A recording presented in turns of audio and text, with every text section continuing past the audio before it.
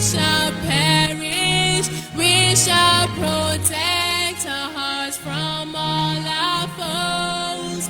But if their prize is that far we hold dear, then let us die without a shred of fear.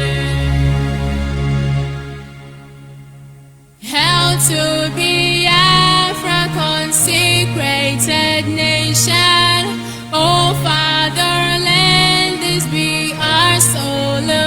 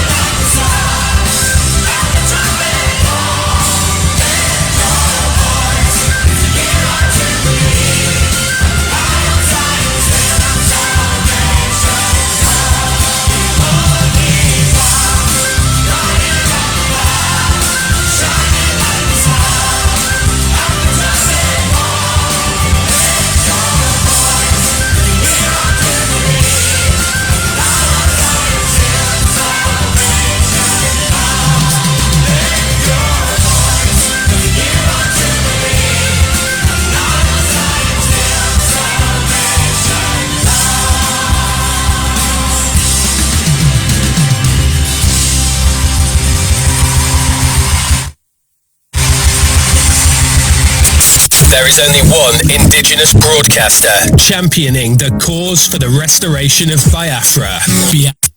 There is only one indigenous broadcaster championing the cause for the restoration of Biafra. Biafra Human Rights Radio. Of course, unstoppable and remains the beacon of truth. It has been so since yesterday, and it is today and forever. Biafra Restoration Project is on course. It remains sacrosanct. It is irreversible. And no amount of force can dampen nor quench the ingenuity and the resilience of the indomitable Biafran spirit. Yes, once again, fellow Biafrans, lovers of freedom, men and women of goodwill, conscientious people, wherever you are all over the world, I say good morning, good afternoon, good evening, and to some of you, good night, depending on your time zone. This is Radio Biafra Extra, and we are streaming live through Biafra Human Rights and Freedom Radio Station. Biafra Human Rights and Freedom Radio Station, generally referred to as the child of circumstance, is being anchored by Diokpa Uche Ukafo-Mefo. Diokpa Uche Ukafo-Mefo hails from Abatete. Abatete is in Anambra State, and Anambra State is Biafra land. Diokpa Uche Ukafo-Mefo is the man who has simply assured us that he will not allow the heart of this project to see corruption. This is one word I do not expect everyone to understand the mindset behind it, but one day you shall. By the special grace of the Almighty Creator, I remain George Onyibe. I come from Abo. Abo is in Anyoma Province. Anyoma Province is in Delta State, and Delta State is in Biafra land. I must proceed to acknowledge men and women of goodwill across the globe, both Biafrans and non-Biafrans, but who understand and sympathize with us on this quest to restore Biafra. I acknowledge members of the Biafran de facto customary government headed by Alhaji Asari Dokubo, deputized by Rita and Bogo, and of course, and so numerous who stakeholders, Uchina Sibu, every member of the de facto customary government, all the pro-Biafran group who understand the need, why they should stand on behalf of our people. Those of you who are saddled with enormous responsibility, going on consultation and doing what you're supposed to do. This evening, I acknowledge your sacrifice for our people. And of course, other pro-Biafran group who are doing what they should do. They may not be out there selling personality, but certainly everything all of you are doing is geared towards one direction: Biafra restoration. I thank all of you. I want to specially appreciate members of the Biafra Nation Alliance, Mazi Nwokenkwo, Mazi Ubidi Obienu, our daddy in the Lord, Dr. Okado, Udo Willem, Odu Guinea, Bruno, Awele, Chede, Agunwani, Ada Biafra, so numerous to mention, I must tell you, and I sincerely apologize if I did not remember your name. Uzurumba, Mbadike, Ezekwesili, it's so numerous, I must say, but I want to believe that what is good is good. And so I take that time to make you understand that your slightest touch command obedience. And Biafrans, thank you for your sacrifice. All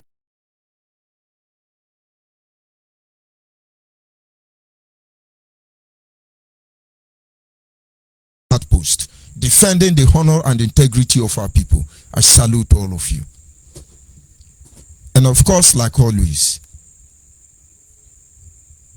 we went out to see how we can restore Biafra. We knew that death may come along the way, but somebody have to do this. We understand the challenges considering the geographical location we find ourselves, but yet we took the risk.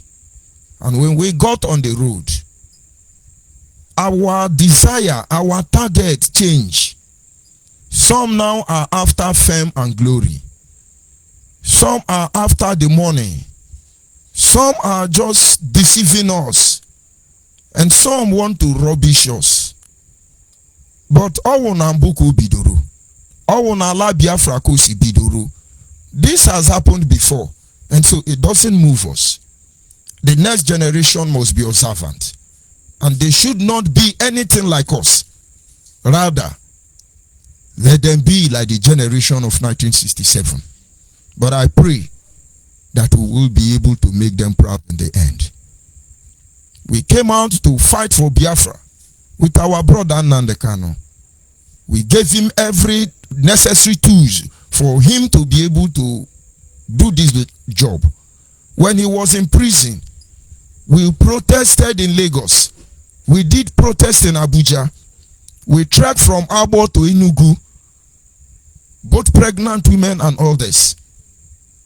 We guided him when he visited any community in Biafra land. Both beggars contributed money that Nnamdi Kanu is lavishing flamboyantly. Everything he wants, we gave to him. And then we got along the way. He wants to bamboozle all of us. But with what? With the mind of our gullible brothers, the indigenous people of Nnamdi Kanu. One of them is on my Facebook. I need you to understand why we do what we do. It's not as if he meant anything, but the next generation must learn. I just logged in, I have not started. They just rush on my platform and they are writing rest in peace. His name is DK Chuku. Of course, that is a fake name. And don't be surprised it's Nnamdi Kanu. And then this call for concern. Are we fighting for two different Biafra? Or is there anything inside this Biafra that we don't know yet? My brother, we go nowhere. We go nowhere. When they be back on Mboma, can we bula bobo so no ajogrizo noke. Onu ronu da onu ka dopo henyi jisi enyi pato makasa onu amare. So Nnamdi Kanu zombie, I welcome you. Nnamdi Kanu recruit, I need more of you. It's only one I'm noticing there. Please call others. The journey has just begun. Nnamdi Kanu is hiding now because no more lies to talk. No more lies to talk. Invariably, in the end, you people will understand it's a disgrace to the Igbo nation. Try and defend Efo. But we should say how it will end. Here. And of course, let me acknowledge the creator so that we can look into our topic this evening because the journey has just begun. Why you soon? And you're back on us. And you're Anyị na-aja gị mma maka n'eziokwu ịmara mma ịhụnanya na gị obiọma gị ojuru anya dadị o inwe gị mgbanwe ọ dịghị onye dịka gị ịbụ Alpha na Omega anyị niile na-asị na ịdị mma He said. And of course, as always, we will continue to guide our people. We will continue to sensitize our people. We will continue to make them see what we are doing and what we have to do on this journey. So many things to do. I want to thank all of you who are doing the work. All of you who are doing the work, I want to thank all of you. And all of you who are following up activities and are very ready to do the needful. Our topic this evening is simply titled, We Must Progressively Converge to Restore Biafra. All Biafrans, wherever you are, we must progressively converge. We have to progressively reconverge to restore Biafra. When I use progressively, it implies that only a particular group of people are fit for purpose in that regard. Progressive-minded individual. Those people you see on my platform who just jump in and they start insulting, watch them. Those are not progressive-minded individuals. Those are the menace, the chaff that must be separated from the wheat. They must be delivered, but you won't understand. We must progressively reconverge when it comes to the issue of Biafra restoration. The people of Biafra have been on a journey as long as we can imagine, from time immemorial, and still without knowing exactly where we are going to or how to get there. But of course, this brings to my attention concerning the people of Biafra, and so that we can begin to reconsider our actions. From time immemorial, we have been on a journey to restore Biafra. Tonight, I want us to consider the single fact that there is need for us to empower the next generation of Biafra so that they can be able to weather this storm ahead of them and to be able to create a nation that they cannot just call their own, but then they can be proud of it. From time immemorial, we've been on a journey. This is another phase of that journey. But most of us seems not to understand what it takes, what is involved. I do not see any better reference to present this topic to you tonight, but rather for us to begin to consider the ordeal of the people of Israel. We can be likened unto the children of Israel, the Hebrews. And so, from the creation of the world, from the creation of the nation of Israel, according to the Bible citing, they started their journey from the land of Ur to the land of Canaan, which is the present day Palestine, according to Bible history. Down through the journey, they encounter countless wars, from one exile to another, from one hand of the Babylonian to the Medians and to the Persians, till the complete destruction of Jerusalem. And then they were able to make the general turn back. And of course, they continued to walk. After the rebuilding of the wall of Jerusalem, they came back home. And then the Arabians descended on them. From there, they fought with the Egyptians.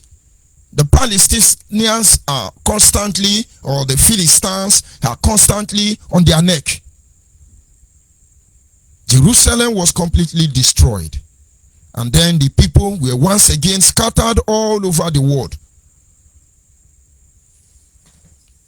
And like I said, the Arabian did their havoc. The Philistine or Palestinian did their war. The Egypts as well did their war. Eventually, they were able to make a final comeback in 1967. What am I trying to say? The same thing we have gone through as a people. Many nations of the world went through the same process. After the First World War, humanity lost its main purpose, goal, and target.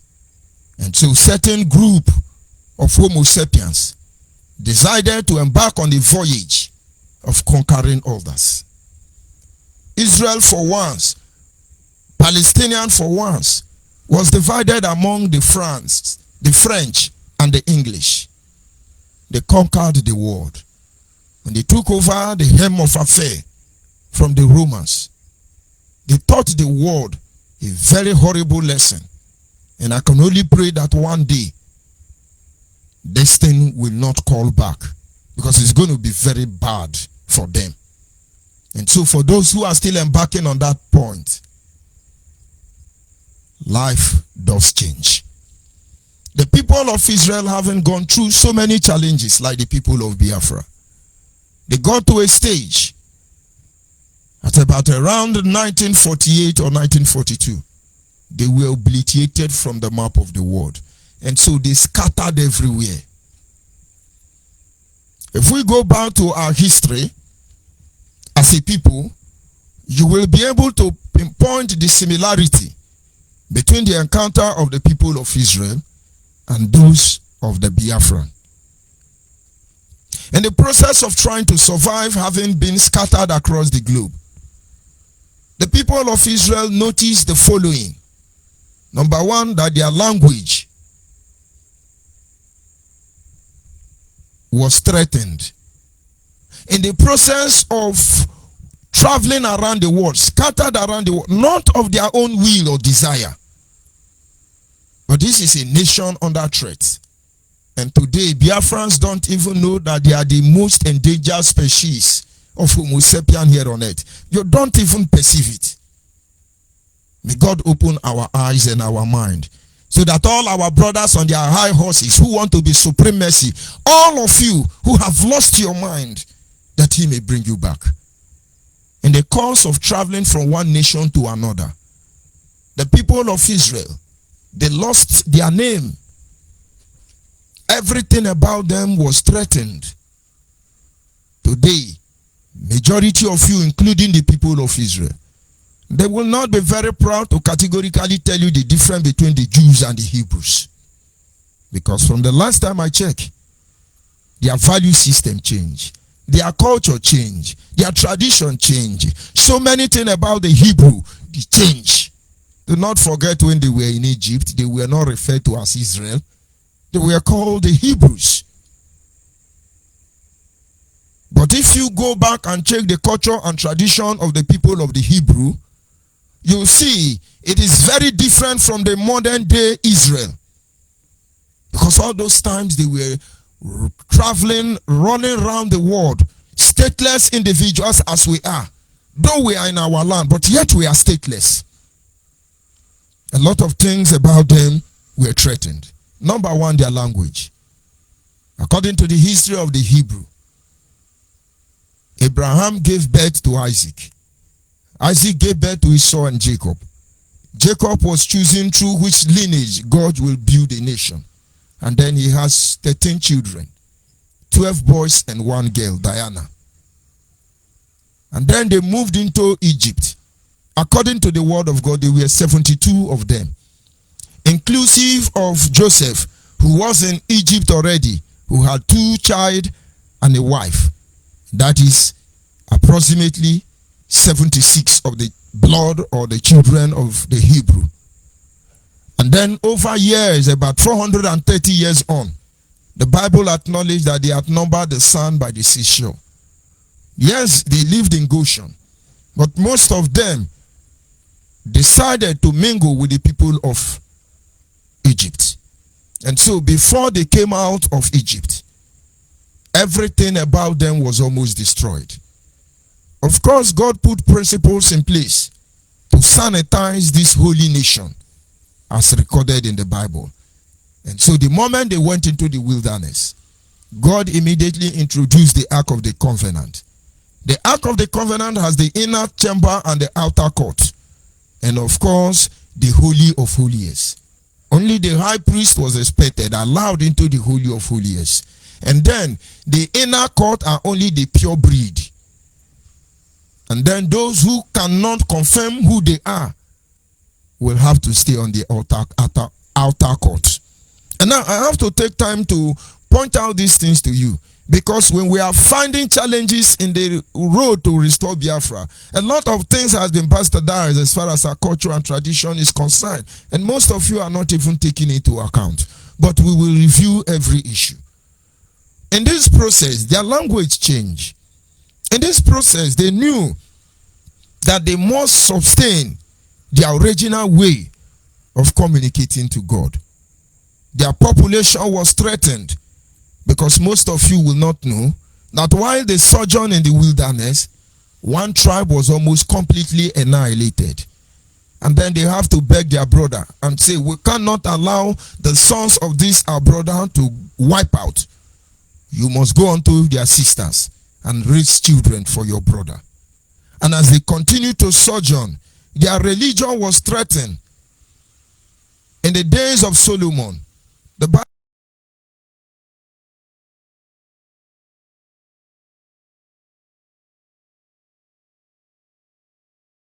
history.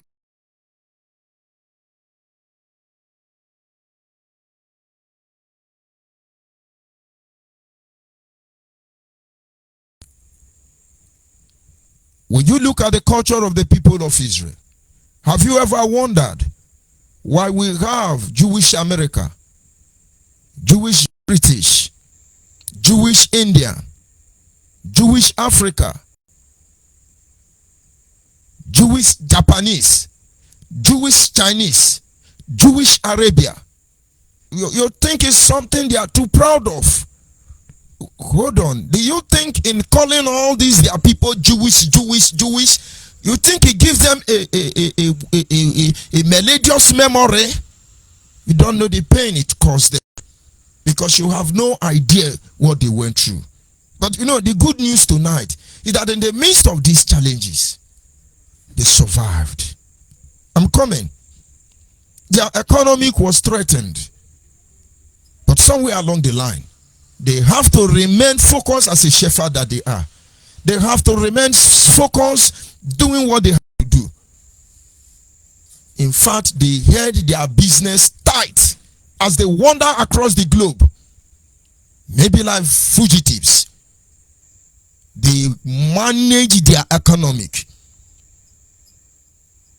Do you know, as we speak today, that if you have an Israel man who is living in River State and he want to buy pure water, and the nearest pure water factory is in Kano, the Israel man will prefer to pay transport fare from River State to buy pure water in Kano than to buy from another tribe.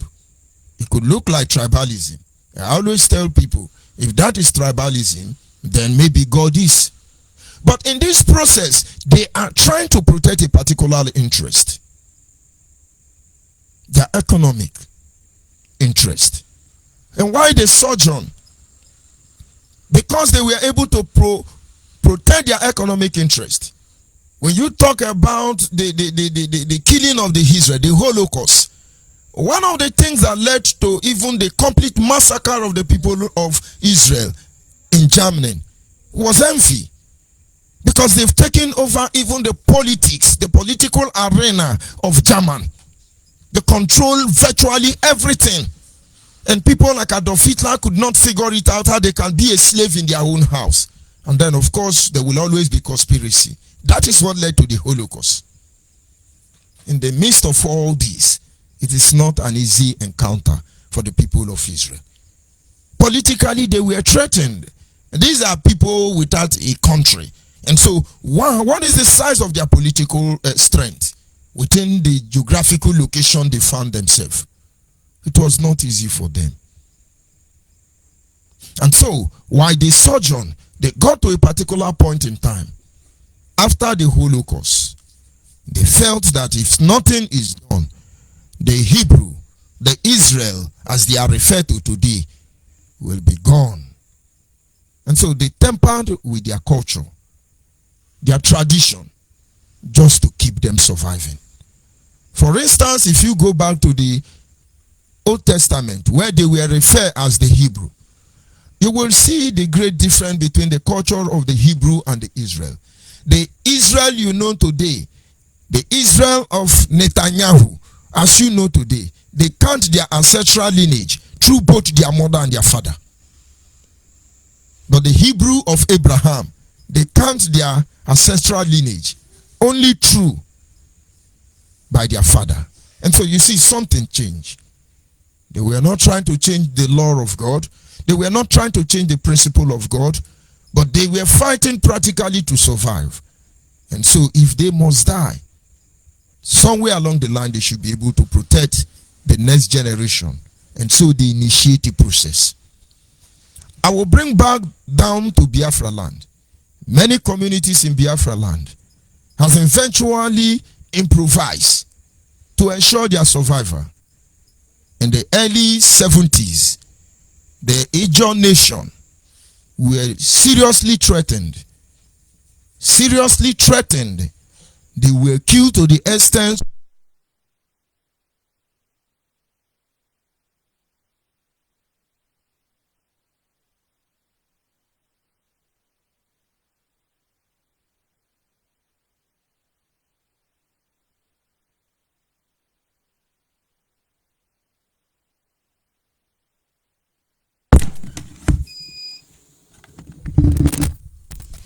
of course you can understand what just happened now. So we must continue. The Ijaw nation, like I said, was seriously threatened. Their population began to dwindle. And then they rally around themselves and say, what do we do? If we ignore what is happening, we may end up being wiped out. Then they adjusted their culture and tradition. And then they begin to count their lineage, even through their daughters. But most of you don't notice it yet. Go and look at the family of Hebrew, the Hebrew family. Go and look at the family of Ben Bruce. Maybe you begin to understand what I mean. But then, this is to tell you that our ancestors has before now inculcated into their system the idea to survive. And that is when our man will tell you that today we are faced with more deadlier challenges, more than ever, more than we can imagine. And somewhere along the line, we choose to overlook at it. We decide to put those things that are not relevant ahead of the relevant thing. But believe me, under our watch, we will make sure that everybody come back to their senses. Their ability to modify this challenging principle could only have been possible not just because of miracle, but as a result of proper articulating. And of course, that requires reasoning. And so tonight, we are going to consider even the people of Biafra. In the same light, we have been wondering from time immemorial until our ancestors were said to have settled down on this very geographical location where we are today, which is surrounded by a lot of conspiracy theory. Just like the people of Israel. I do not want to dabble into where we are coming from or where we are. But we have been on a journey. We have been on a journey, just like the people of Israel, looking for how to get our freedom. We fought numerous wars, like the people of Israel, in 3 different dispensations. We faced so many opposition. Eventually, we engaged them in the so-called Nigerian Biafran war, which was actually a genocidal war. And as we speak this evening, the war is still ongoing.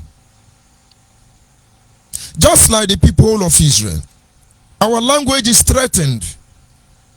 But to you, it doesn't mean anything. You see, I do not understand the yardstick. I cannot figure out how the Fulani, as powerful as they are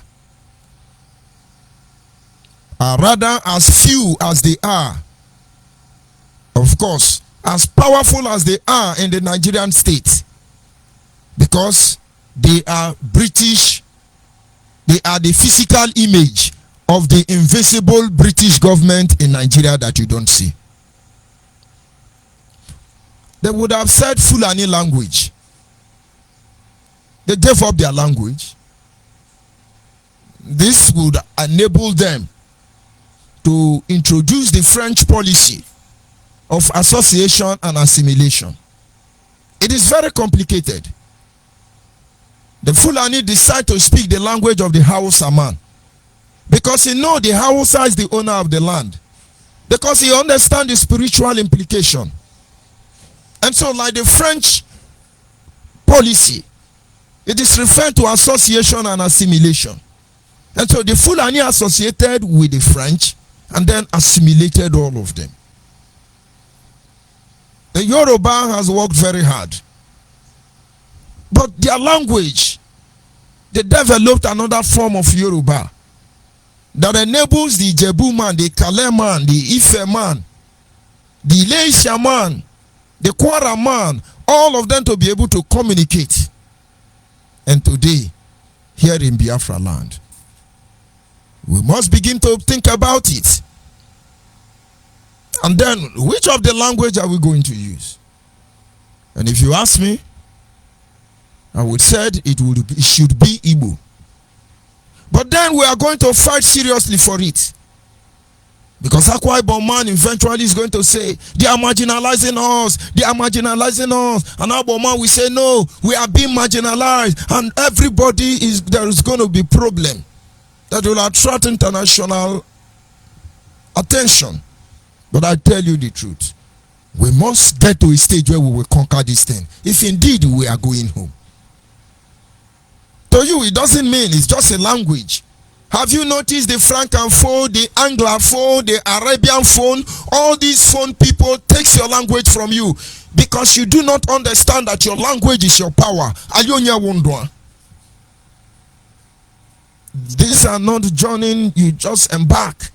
A lot of discussion, there's so much at stake. But our people should begin to think towards that direction. Our greatest witness in this journey so far eventually is our strength. And that is one of the challenges we are battling with. And we are not anywhere close to it. And so tonight I thank the Igbos who were able to generate a form of Central Igbo that enables all of them, from Iza to Kwo to Mbitoru, to be able to communicate freely. But you will not know that their Igbo have great differences among themselves. And I wish other non-speaking Igbo will take this advantage. I wish those who say they lead us will begin to initiate this process, because he has a lot of role to play in this journey. The people of Israel understand that.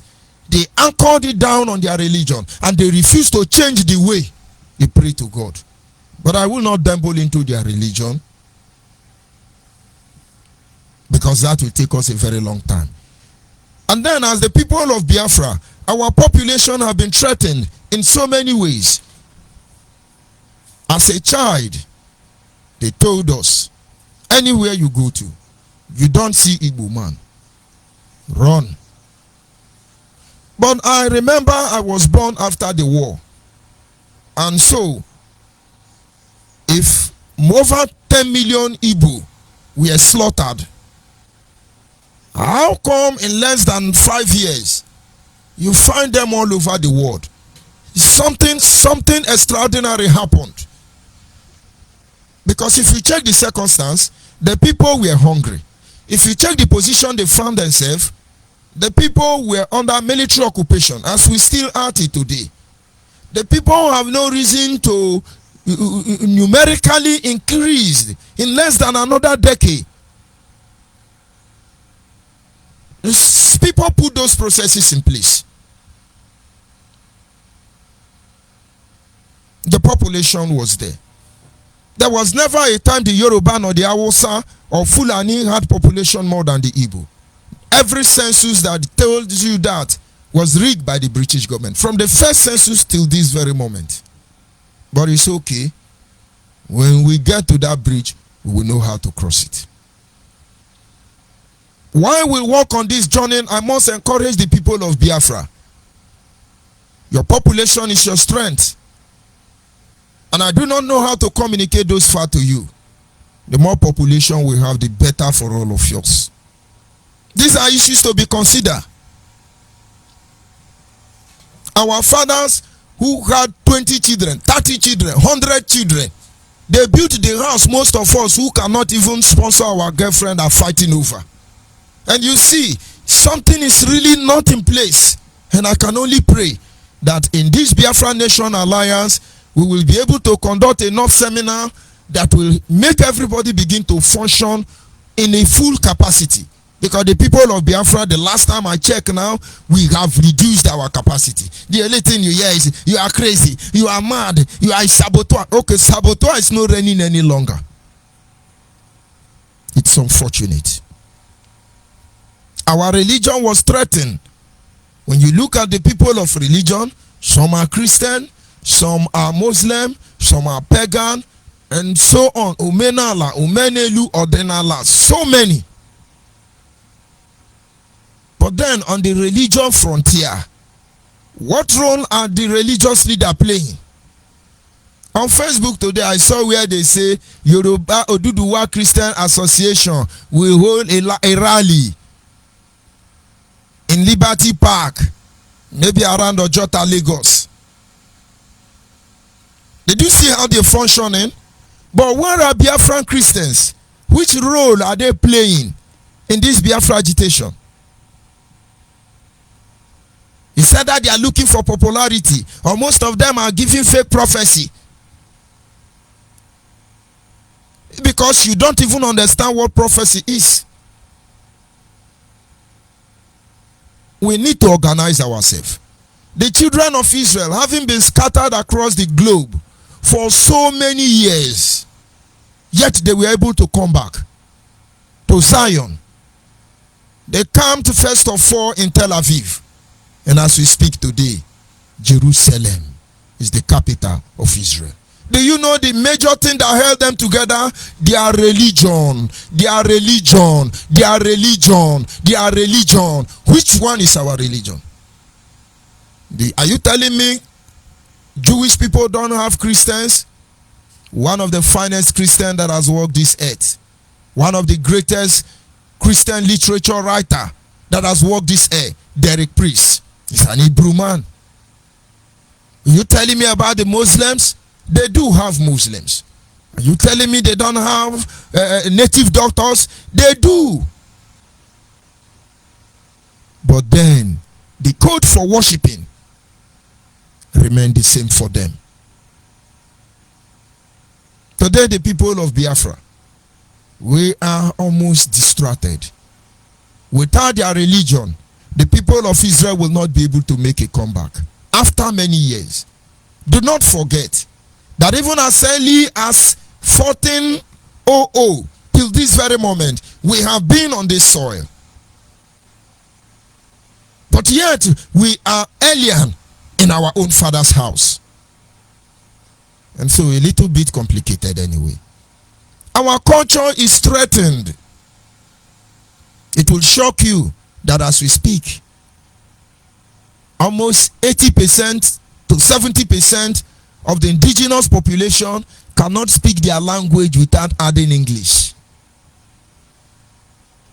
Both Igbo, both Ijo, bring them, have interaction with them. And so, Kandora Agwai, you understand. But we will be trying. But is it our indigenous language? It's almost impossible, but you are not seeing it. All these things has a role to play, but you will not get it. Our economic is threatened. Only one side is holding that line. And every other competent nation that make up Biafra, you must strengthen your economic position. Because today, without the economic strength of the Igbo man, what the Igbo man will see.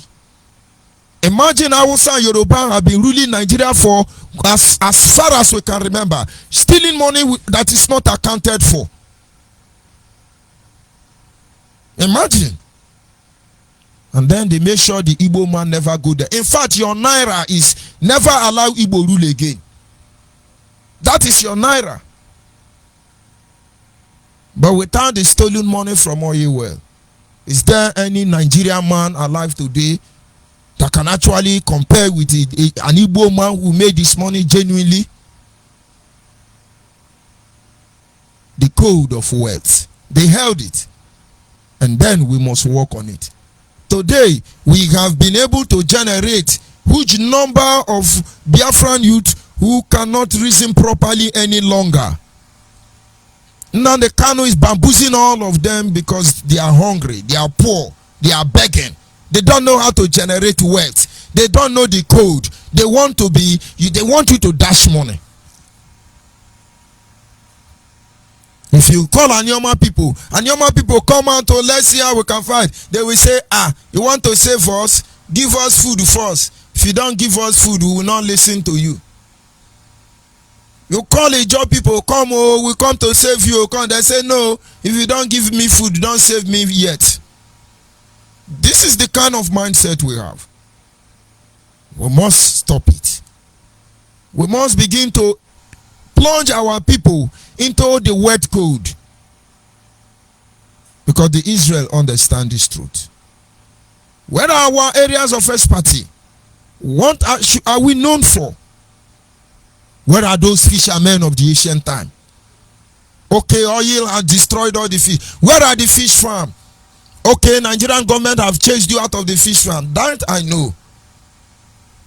But then, what about the ability to improvise? What about the grace to modify? We cannot allow them to bring us down. But from everywhere they reduce us to, we must be able to articulate like the people of Israel and make a comeback. Politically, we are threatened. Where are our politicians? Who are they? What is their strength? If they choose to do the right thing in Nigeria and they are being threatened, who will protect them? There's so much to say. Most of you will think that when Israel was going back to Jerusalem, maybe America helped them. Of course, history may support it. But no. People like the families of the Rockefellers, among others, got to a stage and said, no, we need to go back to Zion. They formed groups, an organization, the Zionists, among others. They went to Jerusalem. Israel, they bought a piece of land at the middle. They built industry there. They employed the Philistines. And from there they begin to return one after the other. And you know, they have held the gate of Zion. And then you talk about the 5 days war between the Israel and the Palestinians.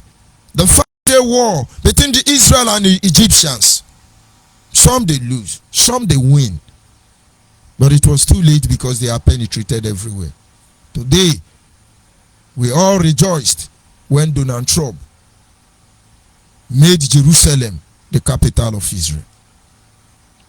And so the people of Biafra must understand, in as much as our encounter is similar with that of Israel, can we truly tell ourselves that we are preparing the way they prepare?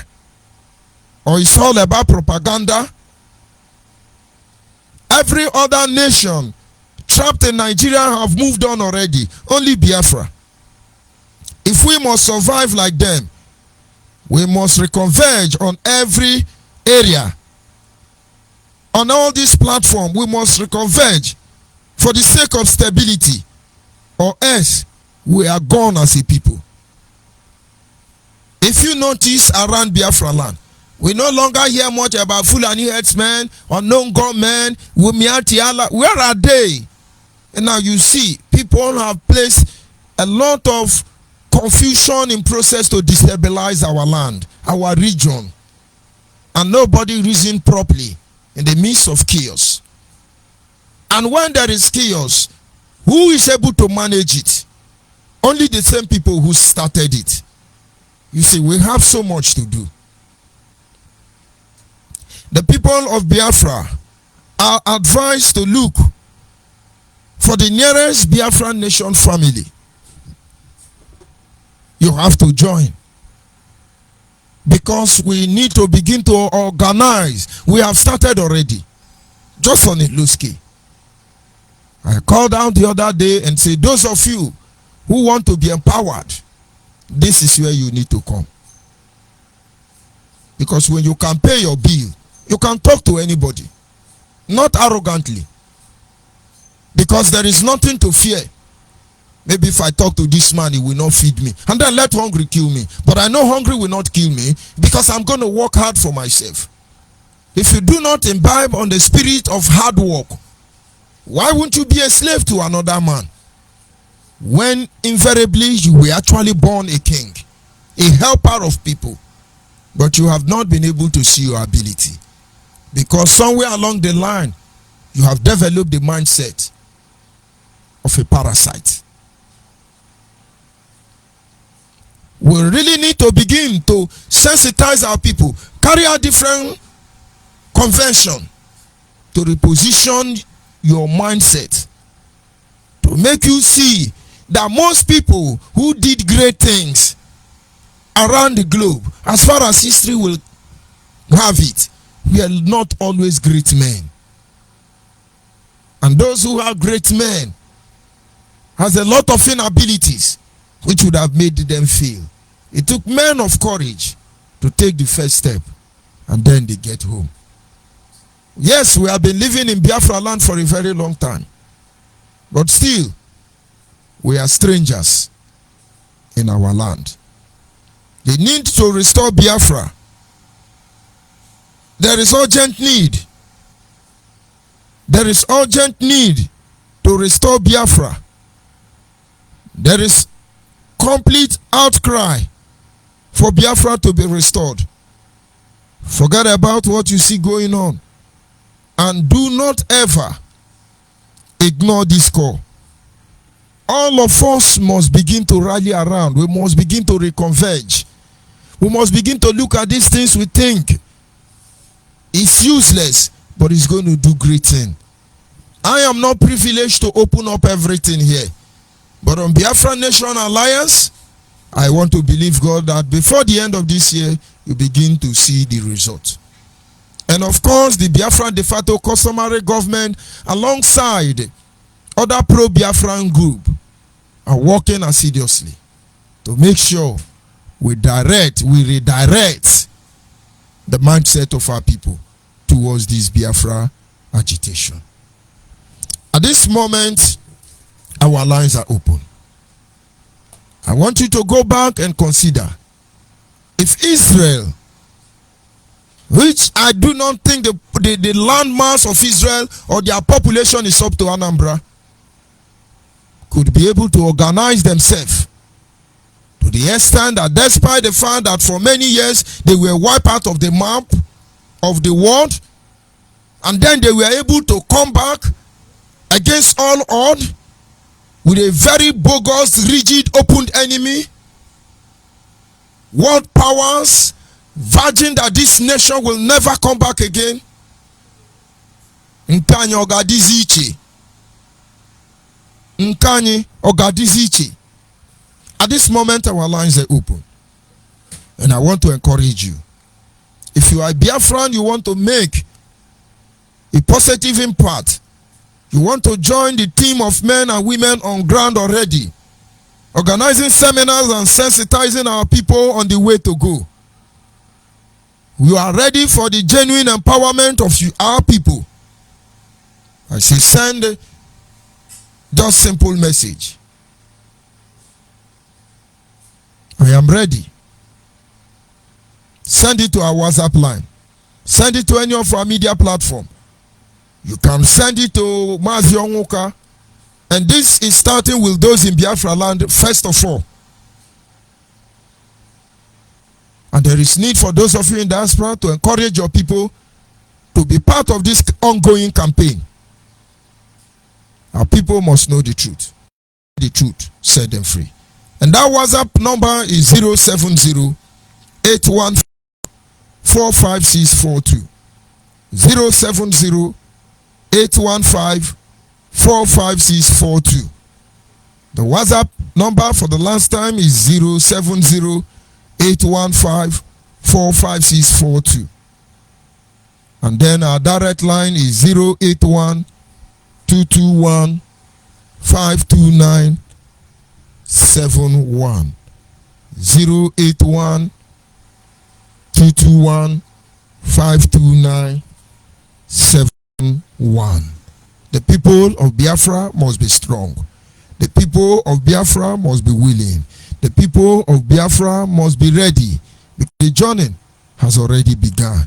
It is Biafra or Biafra. There is no two ways about that. And the earlier we know, the better for us.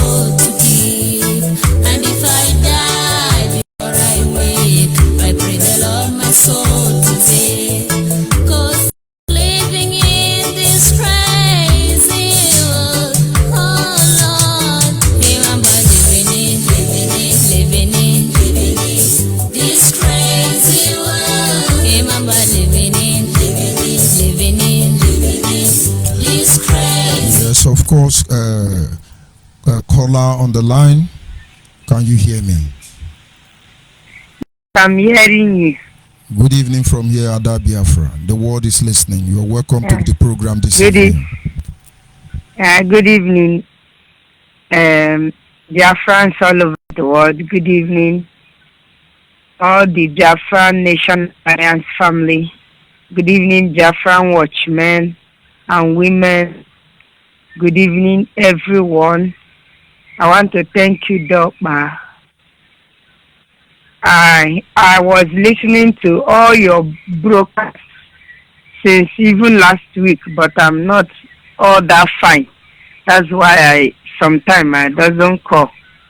But I want to thank you for all these topics that you are bringing out. You are healing our wounds. You are helping Biafrans to wake up and do the right thing. Because all this while, we are not doing the right thing. We are just making, I don't know if I would say that we are just making one man to be a Jagaban, a strong man in Africa, giving our blood, giving our resources, everything to him. But it's okay.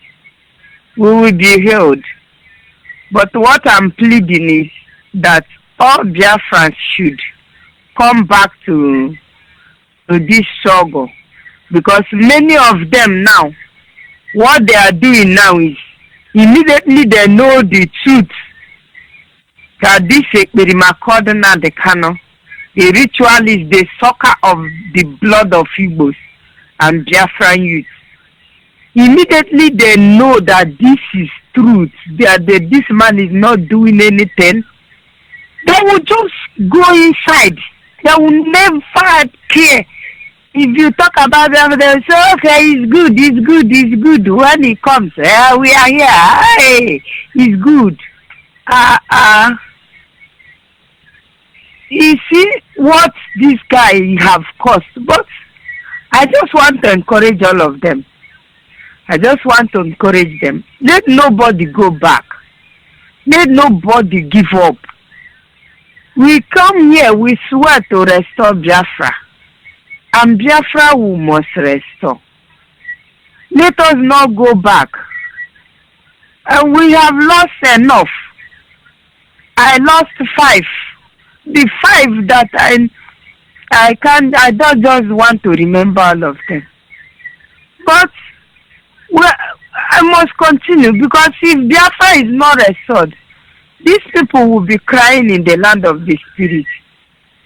That though they died out of ignorance, but they are, in their heart, they are saying that they are fighting for Biafra. That is what they died for. So let everybody wake up. Stop hiding because you know the truth. Somebody who knows the truth should come out and speak the truth that he or she know. Let us stop hiding. As many people that I don't know whether fear. I attack one more, because if you speak the truth now, they will give you poison, or they will come and burn your house and kill the person. Fear is catching so many people. They are still singing praises of a criminal. A criminal now, they are still speaking, praising him, because they don't want to eat poison. So many of them were afraid of coming out to speak the truth. They are still going inside. So many of them now, their eyes have opened. They are now calling, sister, we know now, what did you say then in 2020? What did you say? What I answer them is, speak the truth that you know, so that Biafra will be restored. Speak the truth. Stop hiding. Stop hiding. If you know where you will go that they will give you poison, don't go there. Even if they are giving you food, starve. Starve and speak the truth. What is that? Why are you hiding? Why is people hiding? Because they know the truth. They know that they can have deceived all of us. They started hiding up and down. And then they kind of didn't know that we will reach this time. We told him that we are Biafran watchmen. We go nowhere. He sent his dingoes and dogs. They are attacking all of us, threatening all of us, coming, beating all of us. But they couldn't kill us. They give all of us poison. They give so many people poison. Madam Susha, they give her poison. But we are still alive. We are still speaking the truth. And we have not started though. I told them that if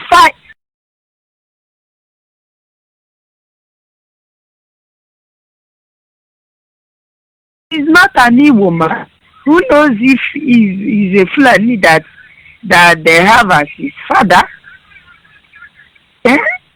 We have not started, and all these people are running around like this. So many people are hiding now because they know the truth. When we told them that we have not started, we have not started, and they are hiding. Let them stop hiding. Let them come out Eh? Let them come out. So let them come out and speak the truth. They know. We are there. Some I told them that one day some people will go and hang themselves. But I'm saying what I said. Don't hang yourself. Don't drink poison and die because your eyes have opened. You know the truth. Don't die. Come out. Come and join us. Come and join us. We will accept you. We will live so that you will see Biafra. Don't go and hide. Don't go and drink poison and die because you know the truth. Eh? See, if you know the truth, don't go and die. I'm re-saying what I said. Don't kill yourself because I told them that so many of you will kill yourself when you know the truth. But I'm revising that word. Don't kill yourself. Come out. Come out. Come and join Biafra Watchmen. Come and join Biafra Nation Alliance. We are here. We go nowhere. We are Biafra Watchmen. So many are saying that Biafra is not existing and there is nothing like Biafra. Biafra exists. Biafra is a spirit.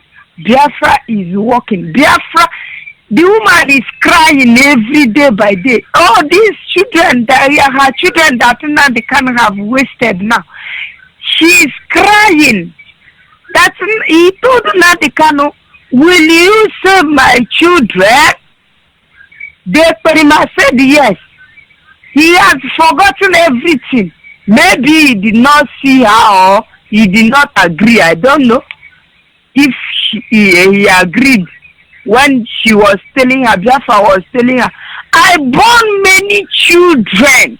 I have many children. I give birth to children all over the world. I give birth to children. I have plenty of children. My children are many. My children are plenty. But Nigeria is killing my children. Will you save my children? That Ekperima did not answer her. All he was able to do is to join a occultic word to come and suck the blood of the Biafrans. Biafra is crying because her children are being killed, are being slaughtered again. But I pray that everyone, their eyes will open so that they will see that Biafra is crying again, that her children are being killed.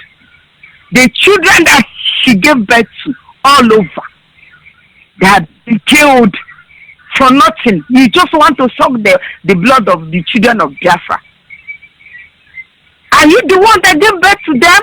You are not. And you want to suck their blood? Maggot will eat you, Mazen and the Kano. Wherever you hide yourself in diaspora, in anywhere, whether in Africa or in Asia, in all those continents of the world, wherever you hide, as long as sand is there, that you can march on sand with whether you wear slippers or not, as long as you can march on sand on that land, maggot will eat you because you have joined Nigeria to kill the children of Biafra, which Biafra is crying that Nigeria have finished killing her children.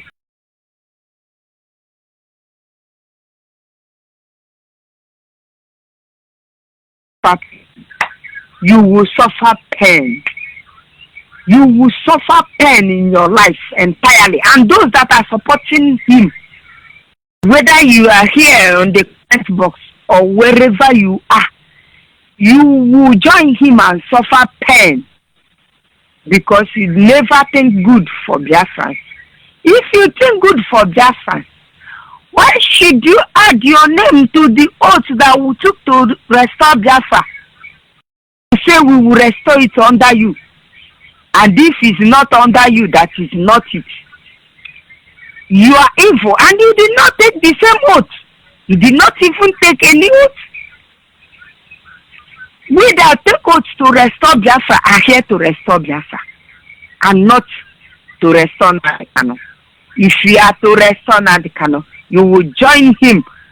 Maggot eat all of you alive. You will be alive like this and be removing maggots from your body. And you will still be alive. Thank you, Dr. Onyibe. I want to thank everyone. I want to thank all the Biafra Nation Alliance, all the Biafra de facto customary government, all those Biafran agitators that came together to join hand and fight for this Biafra restoration. May eke kerowa chuku okike abia mamade oha. Daro chuku okike. All the gods of the land of Biafra will bless all of you. They will favor all of you. That do not close your mouth so that all of us will die. May chuku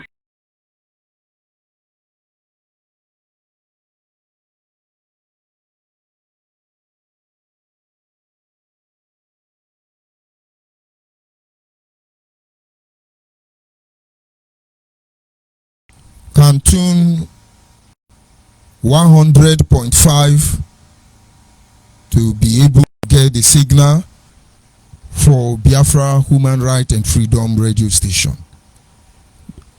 All the people in Onitsha, those of you in Nkpo, those of you around Obaru, those of you around Tere, all in Anambra State, you can get Biafra Human Right and Freedom radio station on the frequency 100.5 FM. Yes, you heard me right. Biafra Human Right and Freedom radio station is on as we speak. 100.5 FM. At least for now, we've been able to ascertain that it is on in Onitsha, it is on in Nkpo. Those in Obaru can get it, and then Tere. And of course, it will continue like that. All of you in Biafra land should get ready. The journey has just begun. We are warming up by the grace of God. We will make sure, by the grace of God, with your own support, with your own contribution, we will make sure we have Radio Biafra every. There will be no hiding place for any evil, whether home evil or outside evil. All of them, we will expose all of them. Our TV station is coming on. It's just a matter of time. And so when we tell you we go nowhere, most of you don't understand. And so those of you in Anambra, share this information to your family members. It is your right, it is your duty to tell us what is happening in your area. You can never hide any longer under any influence or shadow of evil.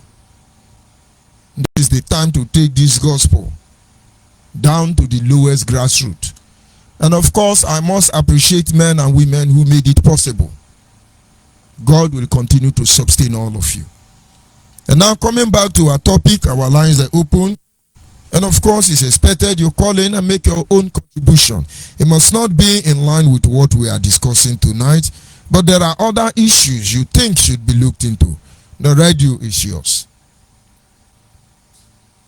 We always call the God of Israel, the God of Israel. You want the miracle. And so you must prepare your mind to do what the people of Israel did. And then you will see in time, they will begin to call the God of Biafra, the God of Biafra. We were almost on that part until they start lying with the name of Elohim and Chukwokike. By now, you are supposed to be hearing everybody say, oh, the God of Biafra, Chukwokike Biama, the God of Biafra, maybe Elohim.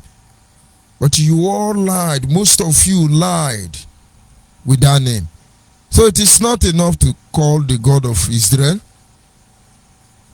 But you have to make the same sacrifice, make the same critical thinking, make the same move these people made. Understand, the people who even moved to ensure that Israel was brought back to map. These were not poor men. Most of them were comfortable in America. They were very comfortable in Europe. Go and find out how wealthy the Israelites were in Germany. Wherever they found themselves, they were wealthy, they were successful. But they understand that there is nothing like home. Akurulo Umwafa. All your wealth outside your land don't have name. All your wealth outside your home don't have name. It's not until your wealth come.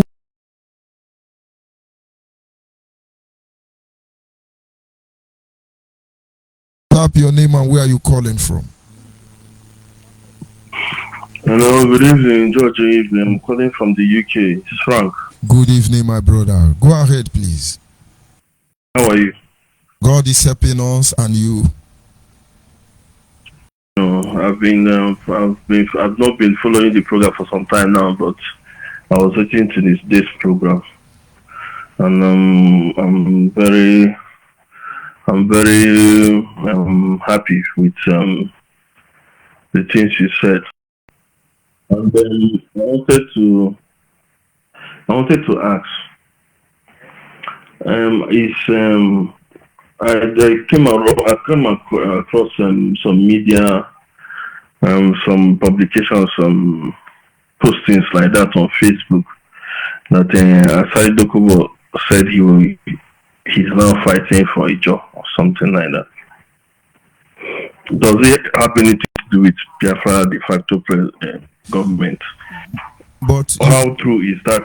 One thing we have how true is that post? Is it something to be concerned about, or is falsehood? One thing we must guide against is propaganda. Asari never said that. And if Asari decide to say that, Biafra and Niger Delta Republic, which was the first to be declared? It was Niger Delta. I think it's Niger Delta, yes. By Adakaburu. And so if somebody comes up and say, I want to declare Agbo Nation, does it stop his role as the chairperson of the de facto customary government? But in a nutshell, he didn't say that. There are some people who their job is to confuse our people. They start telling, hey, Asari has abandoned Uchemefo, hey, Uchemefo, shame on you. That is in the Kano boys. That is what they do. Go to my Facebook platform, you see them. But we will help them. So my brother Asari did not say that. But if he chooses to say that, maybe tomorrow, I don't see anything wrong there. He's serving his fatherland, Biafra. He's doing his job. And I'm not privileged to begin to tell you most of the things that are going on already. But everybody is committed. So he didn't say that. At least you have propaganda. Yes. You have cleared it up. Thank you very much. That's encouraging words from you. Because when I saw it, I began to wonder. I was like, anyway, let me, anytime I come to this program, I'll ask you. And I've done that, so you have debunked it.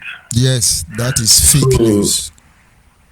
Okay, so another thing I'm saying is that you can see IPOB, Nnamdi Kanu and IPOB, they have reached their diminishing return. You know what is diminishing return in economics? Of course. They have attained their diminishing return. So now what next? The government have come, they have done their rampage, they have been curtailed by the Nigerian army. What next? Boys have died. A lot of them are running to hiding. Police stations are burnt down. There is no peace. amongst them. Everybody is running into hiding now. So what next for IPOB? You see, Fulani is still killing our people. So what is all the hype about? What is all the ginger? All the commotion? What was it all about? They just distracted themselves, and people, our brothers, just died for nothing and are dying for nothing. Look at the number of people that have died. A lot of young boys have died. A lot are in incarceration. A lot of them are in prisons. A lot of them are going as we speak. And if you see the conditions some of these boys are in detention, Onyibe, you will not eat for 1 week. I'm telling you. We are talking about Nigerian government. We are talking about Nigerian army. We are talking about Nigerian police. If you see the detention these boys are in today, the ones that are alive that they took and went away with, if you see the condition those boys are in today, my brother, you will cost more than they can. But people, our brothers, the ones that are still free, they don't have the exclusive insight or look to see what those boys are going through in detention. We are not talking about the ones that died, though. We are talking about the ones that are in the custody, the ones that are in detention, military camps, and Nigerian police cell now, DSS. Go and see the suffer. Go and see the torture. Go and see what those boys are going through. You know, when you come across internet, you see them just talking about those ones have never touched them. If hand don't touch you, those ones you see on social media are recruits. They are not visible. Many of them are in Kuwait. Then they are using it to influence those people around. And once they go into trouble, they abandon them. They abandon them. Do you know what is for you to go into the detention, military and police cell in this country, in Nigeria today, with the way things are? So everything is expensive, no feeding, nothing. And you allow yourself to go and enter detention when your family don't have anything. You are struggling, all in the name of Biafra. You were allowed to be deceived. Your life cut short. Your life and your freedom or your livelihood taken away. For what? Biafra. What Biafra? How? How is it coming? How can you people expect one man? You know, when we say these things, it will be like we are. Well, it is not possible for a single man to break a country. He is not even having a group of people standing with him. He's fighting with almost everybody, not to talk of the allies. How can people be deceived? How can people just be narrow-minded and allow themselves to be deceived by Nnamdi Kanu that he can break this country called Nigeria? How is that possible? How can people just be thinking that way? Just because he comes to Facebook and broadcast and says a lot of things. You can't just on your own just meditate, think, be introspective, and use your sense as a human being God gives you to know what to do. To know that, okay, I'm listening to a man just like me. What are the possibilities? Look at the structure of the country. Chances. What chances do you have? Look at everything categorically. Calm down, reason. Don't be carried away. Don't be carried away with noise. Don't be carried away with facts, with fallacies, with things someone sees. You know, it's a normal thing for human being. That's why you see in the church today. That's why I don't really blame anybody or Onyibe, because it's one problem with black man. Black man is one of the lowest IQ species on earth. One of the lowest beings when it comes to intelligence, when it comes to brain, when it comes to cognition. They are very poor. That's why you see churches today are eating people's money. They are still going to church. Miracle, they don't see. Nothing don't change. They are still paying tithe. They are still paying nonsense. Pastor is driving big cars, carrying escort. This can only happen to a black man. You see, black man, once you feed him the ideas that he wants, you can easily manipulate and control him. So what we are seeing is not strange. Because when you feed into the consciousness of a black man, you can easily manipulate him. You understand? So my brothers have been misled. They have died and they are still dying. You need to see the condition which these boys are. We are not talking about the ones that are dead. We are talking about the ones in detention now. You need to go and see the torture those boys are going through. Do you know that some of them are dying and they are buried? Throwing them away, gathering them and burning them and burying them, never to be seen again. Do you know These are the realities. This is what is happening. A lot of boys are missing in the process. What happened? And who is below even all these things, how can we just think that we can just divide Nigeria? That only us 5 states. How? We don't even have the cooperation from our river brothers. We are battling them. We are battling Fulani. We are battling Yoruba. We are battling among ourselves. It's just of recent that Yoruba now we're beginning to have a synergy with Yorubas. But still, Ududwa is still people that we should just be careful with. That's just the truth. Because you might see all those things that they are doing. They appear serious. They appear grieving. I don't even know what's really, how true or how honest is their struggle. Probably could be a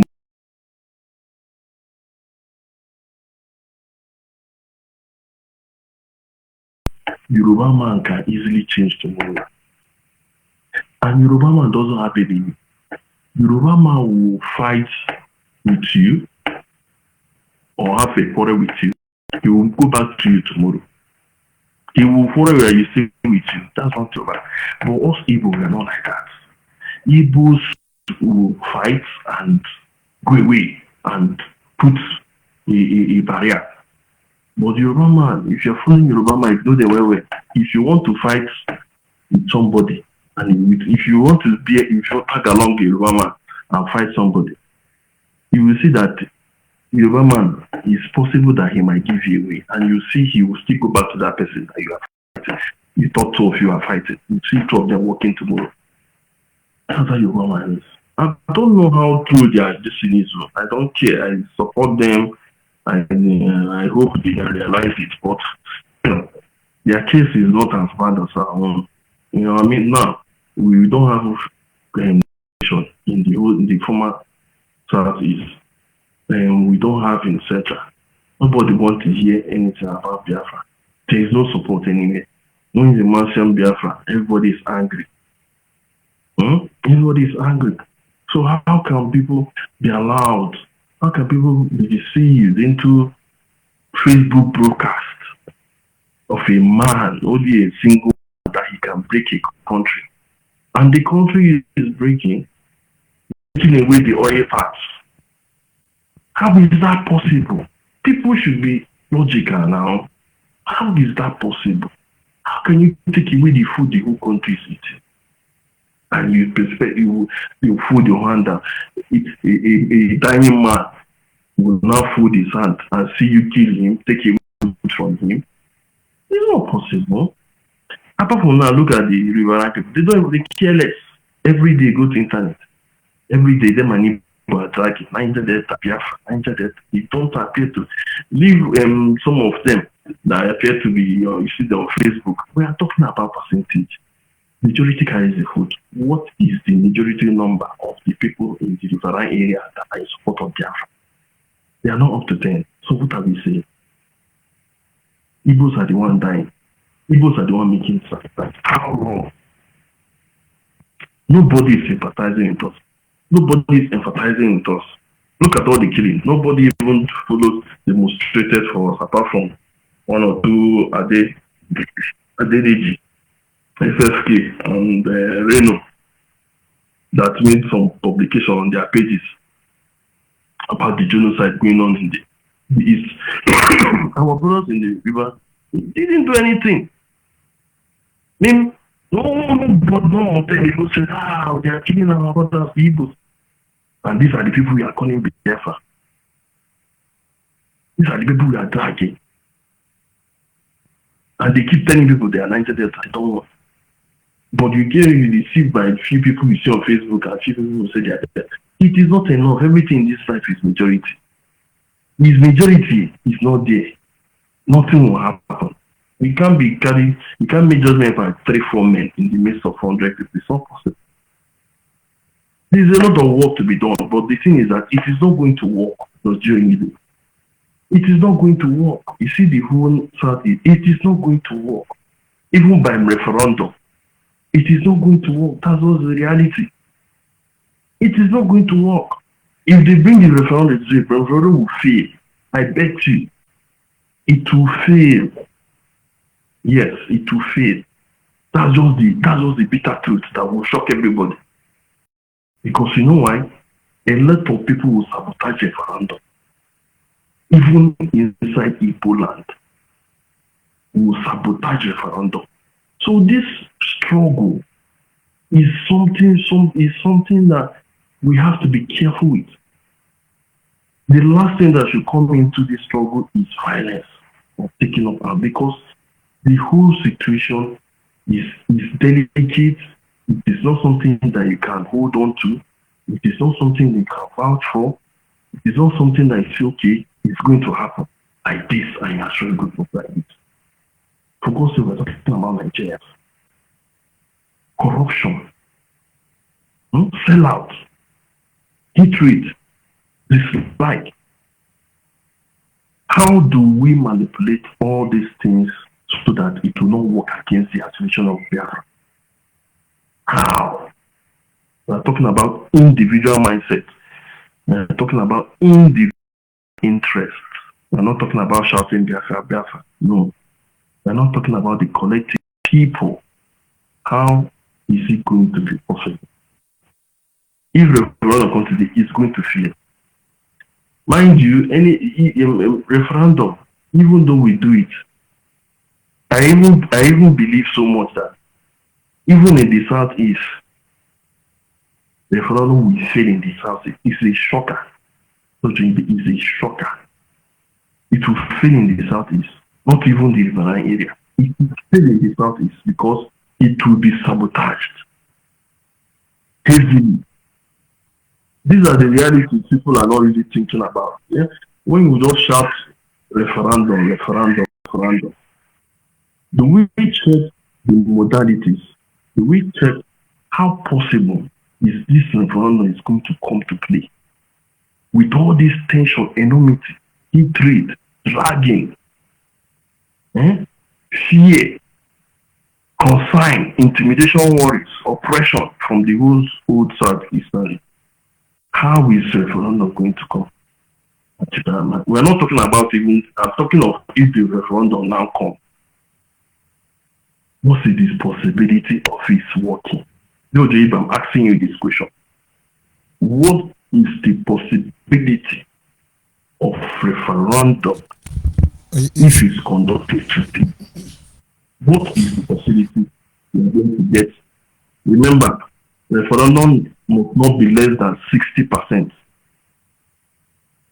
votes in all provinces in that region that wants their own identity.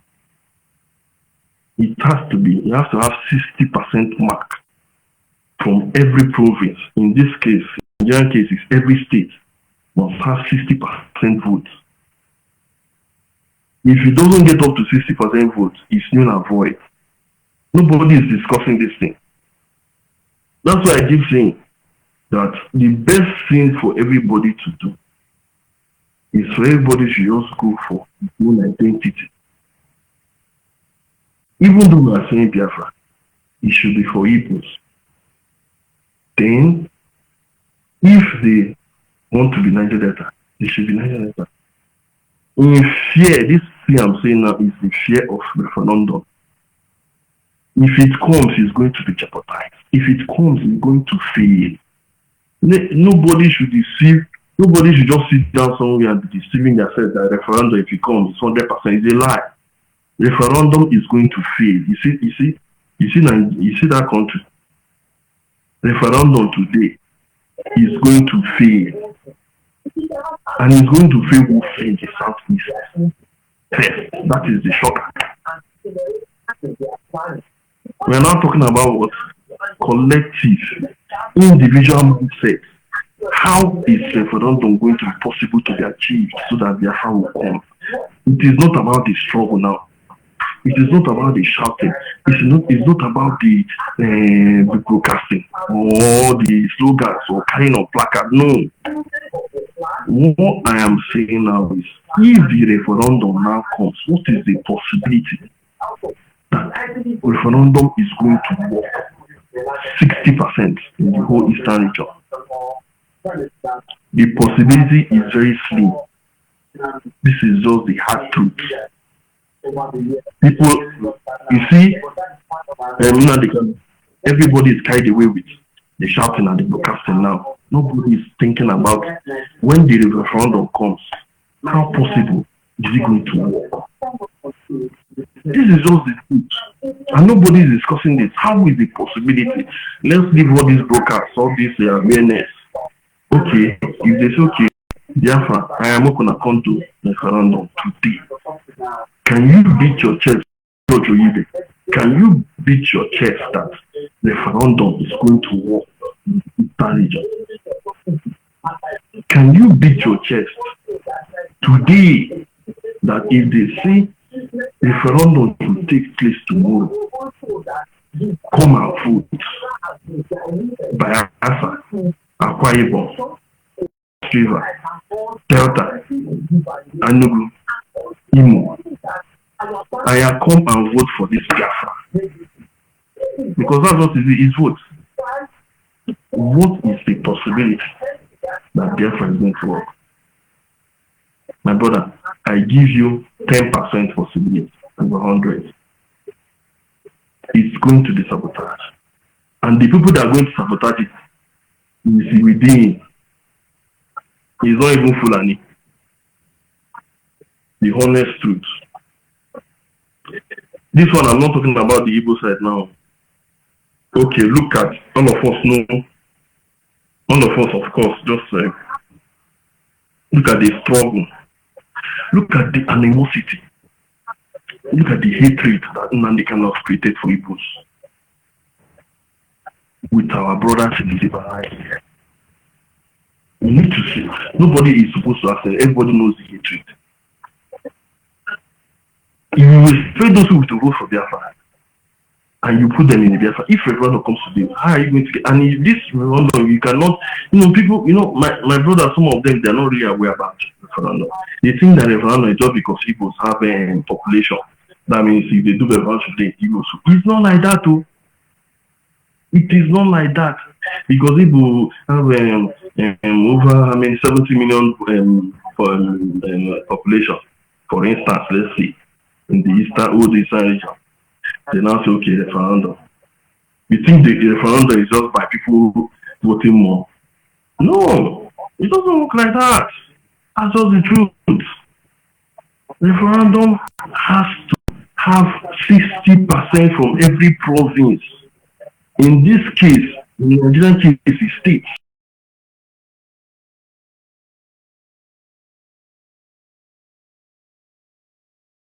If it doesn't come like that, one part gets more votes than it, it's going to be known and void. That's how the referendum is. Because the referendum is supposed to count that, yes, everybody that in that space are in totality, in total agreement with what? Getting their own identity. Nobody must be what? Oppressed or unaccounted for. That is just the truth about referendum. Now, Southeast is complex. Eastern region is complex. Igbos are the majority. Within the Igbos are majority. We have people that are denying their identity.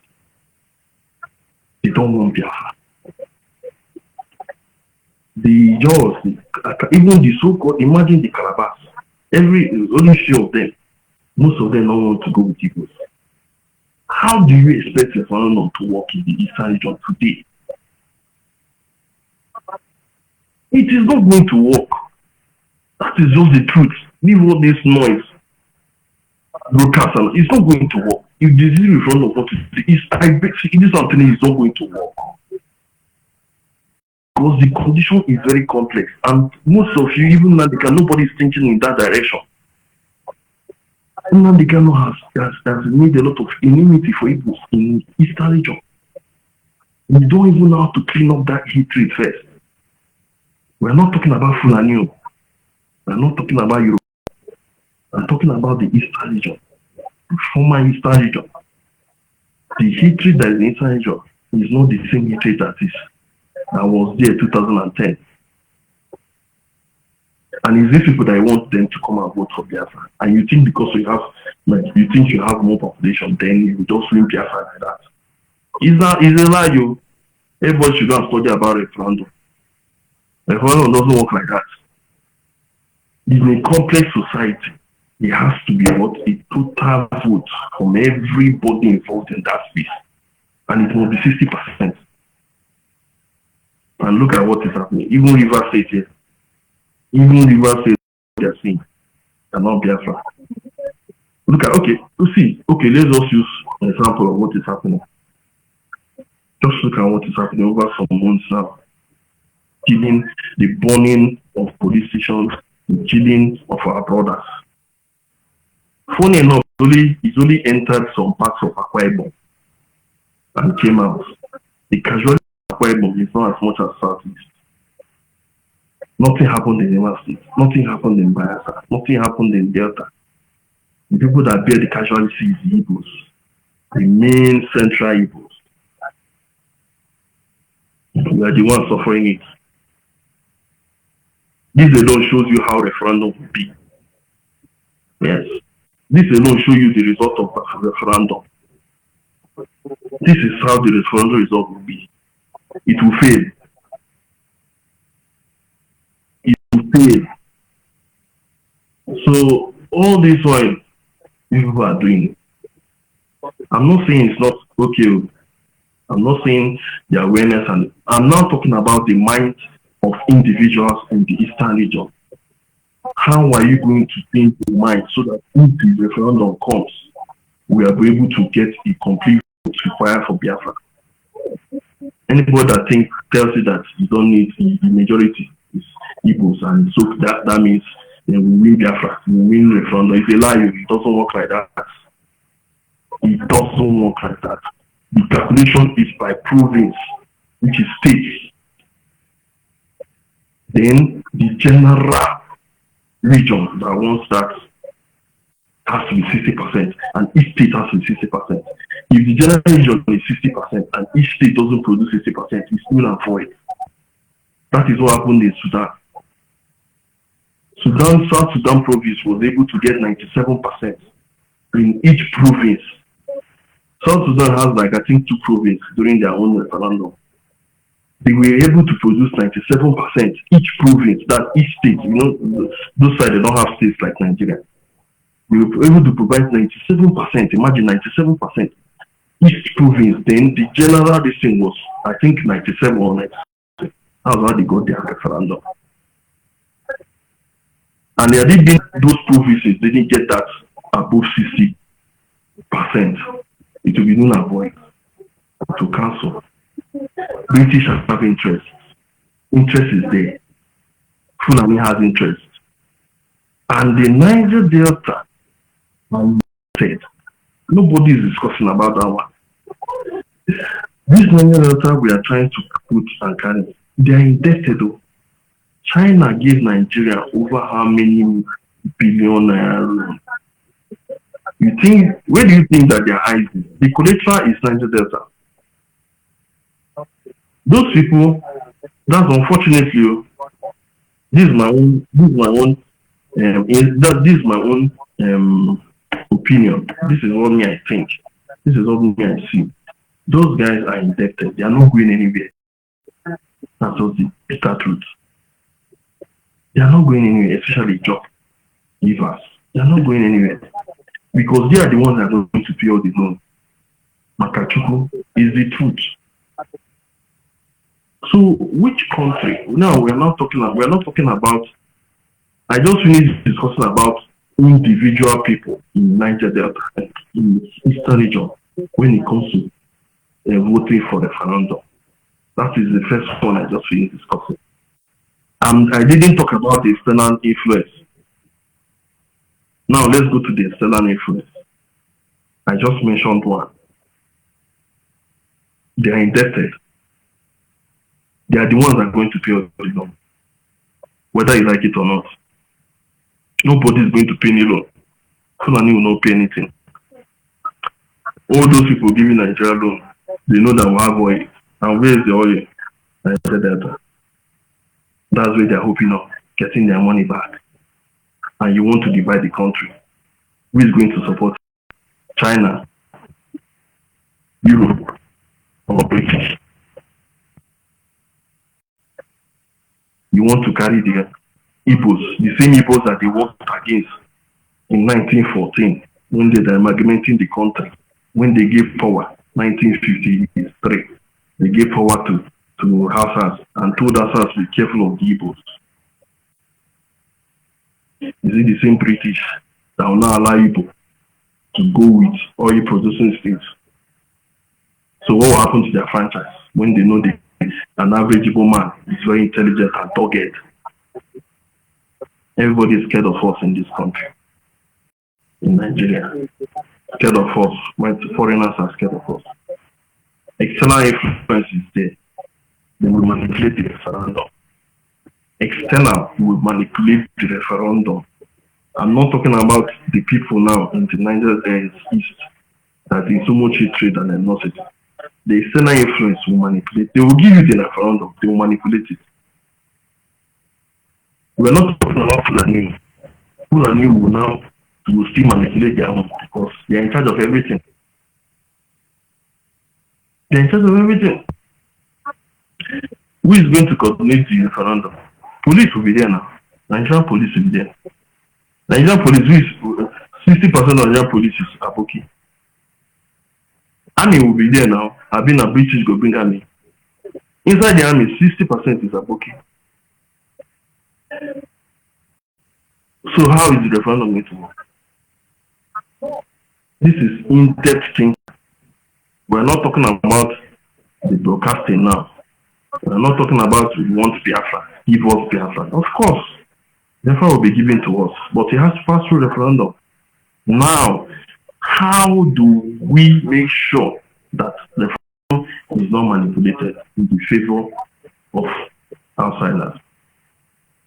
How? This is deep thinking, deep thought. It's not about shouting, calling person Sabu, calling person Janjaweed, calling this one. No. This one is reality. All tore down now to see me a referendum. What is the possibility that the referendum is going to be a success in the Eastern region? Percentage 10 is a problem, Onyibe. For Nnamdi Kanu, for Biafra de facto government, for all of us Biafrans, is a problem. But due to we have not gotten to that aspect, that we have not gotten to that level, everybody seems to be like, then give us a referendum. The referendum will come, they will manipulate it. That is just the truth. Okay, if they're not going to manipulate it, how are we going to prevent the manipulation? Not be by shooting gun, not be by broadcasting and group protest. Say the Kano boys don't shoot gun. What is the result today? Everybody don't tire now. For the past some days now, weeks now, nothing is happening in the Southeast. Everywhere is calm now. Abi, you have exhausted. You have done that aspect. Nothing came out. So what is the next in the box of Nnamdi Kanu? ESN has come out. From ESN, he went to a non-government. You said a non-government is not ESN, it's not IPOB. But you come to broadcast and be praying for them. Simon Ekpa and their clique will be praying for non-government, blessing them. Yet you disclaim and say they are not IPOB. You will not, when they catch our brothers, you deny them and say they are Fulani. Our brothers will just be living all these lies, all these things, all this, don't know what to call it. They keep bringing out. You deny your own brothers. You see somebody speaking Igbo, lying down with Biafra flag with guns. You say it's Fulani, that is not IPOB, it's not ESN. What is wrong with our brain? What is wrong with? Can't you people think? How do you people think Nnamdi Kanu now will push you people, now you people? Now, what is left in this box? What does he have to offer again? Now we have government have come. He has denied them. Okay, now Fulani is still killing our people. Last 2 weeks they killed people and they are still going to kill. The ESN that is supposed to be protecting our people, our mothers, our fathers in the farmland, they are nowhere to be found. And that was the reason why Nnamdi Kanu had support from some people, because of he was trying to protect his people. That's why he constituted ESN. Now the ESN is nowhere to be found. Fulani are still killing our people. Now you are turned to a non-government. Your non-government, look at what they are doing. Though he's denying them, saying it's not IPOB. But all of us know that it's IPOB. All of us know that they are our brothers. Yes, so now what else can Nnamdi Kanu bring now? What else? Lies continues. Thank you very much. The it didn't work. So there is a big problem. The problem is, where is the synergy? How are we going to achieve a referendum when it comes? Nobody is thinking about that one. Thank you very much. Thank you. Well, anyway, Onyibe, I just said I should just share this concern with you. Of course. No matter how it sounds, still it's something that we have to look into. The truth is the truth, and it cannot be exchanged. Right. I took time to listen to what you have been saying, and in as much as I perceive fear and doubt, but I tell you it's achievable. If you look at my topic this evening, it says there is need for us to reconverge. Progressively reconverge. A lot of things went... Sorry, let me interject you, please, for 2 minutes. Let me interject you. And do that. You said you sensed fear. Yes, doubt. Onyibe is not about fear. Unbelief. It is not about unbelief. It's about reality. It's about facts on ground. What if I tell you it's achievable? Do you think we risk our life for nothing to do this thing if we do not see the possibility of our people completely leaving this country? That is left for you people to assure us. That's why we are believing that Biafra is a factor government is supposed to do the needful. Yes, I allow you to express your fears, but believe me, go ahead. I can hear you. We have genuine reason. We know what the problem is. Talking about referendum, we have a lot of work to do, and that is why, despite the fact that everything we have labored for, Nnamdi Kanu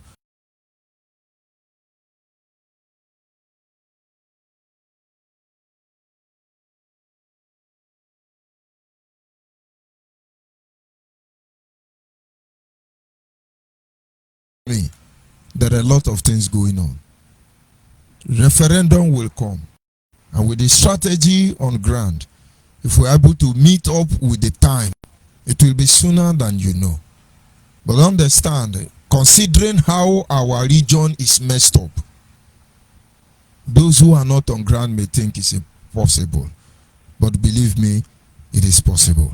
Honestly, I want to appreciate you for coming to express yourself on Biafra Human Right and Freedom Radio Station. In as much as I agree with everything you have said, but I must make you understand that we are on the path already. People are waking up. Everybody is awake as we speak. We will organize referendum. We know the challenges, like you have mentioned them, so many of them, but I tell you the truth. It is Biafra or Biafra. Just hold on, please. Caller on the WhatsApp, can you hear me?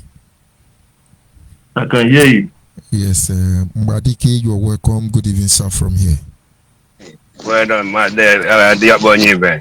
Yeah, greetings from the city of New York to you and the fellow Biafrans and people that care about the life of Biafrans. Mazi, you know, just to participate, as you have said everything in this evening, and like our brother who took long time explaining about referendum, he need to come inside and start bringing his ideas how to make these things possible, you know, because we here in diaspora, especially in New York here, we believe that referendum will favor us if we do it today. I don't know what area he's covering, and all these things that he's saying now is part of the you know, all this consultation that is being going on today.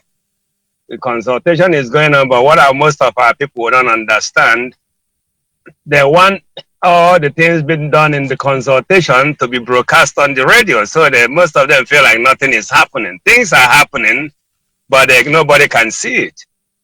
If today Biafra Human Rights Radio is speaking in Biafra land, with people who believe that such a thing is in the pipeline, because on this platform is where things is being done, and when you get ready for people to know about, people will know about it.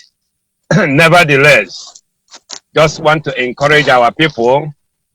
They need to join a family of Biafran nation around the vicinity or the area where they live in. If you are here in the Americans, as the mobilization administrator for Americans, you can get your information to this number at 917-346-5419. The number again, 917-346-5419.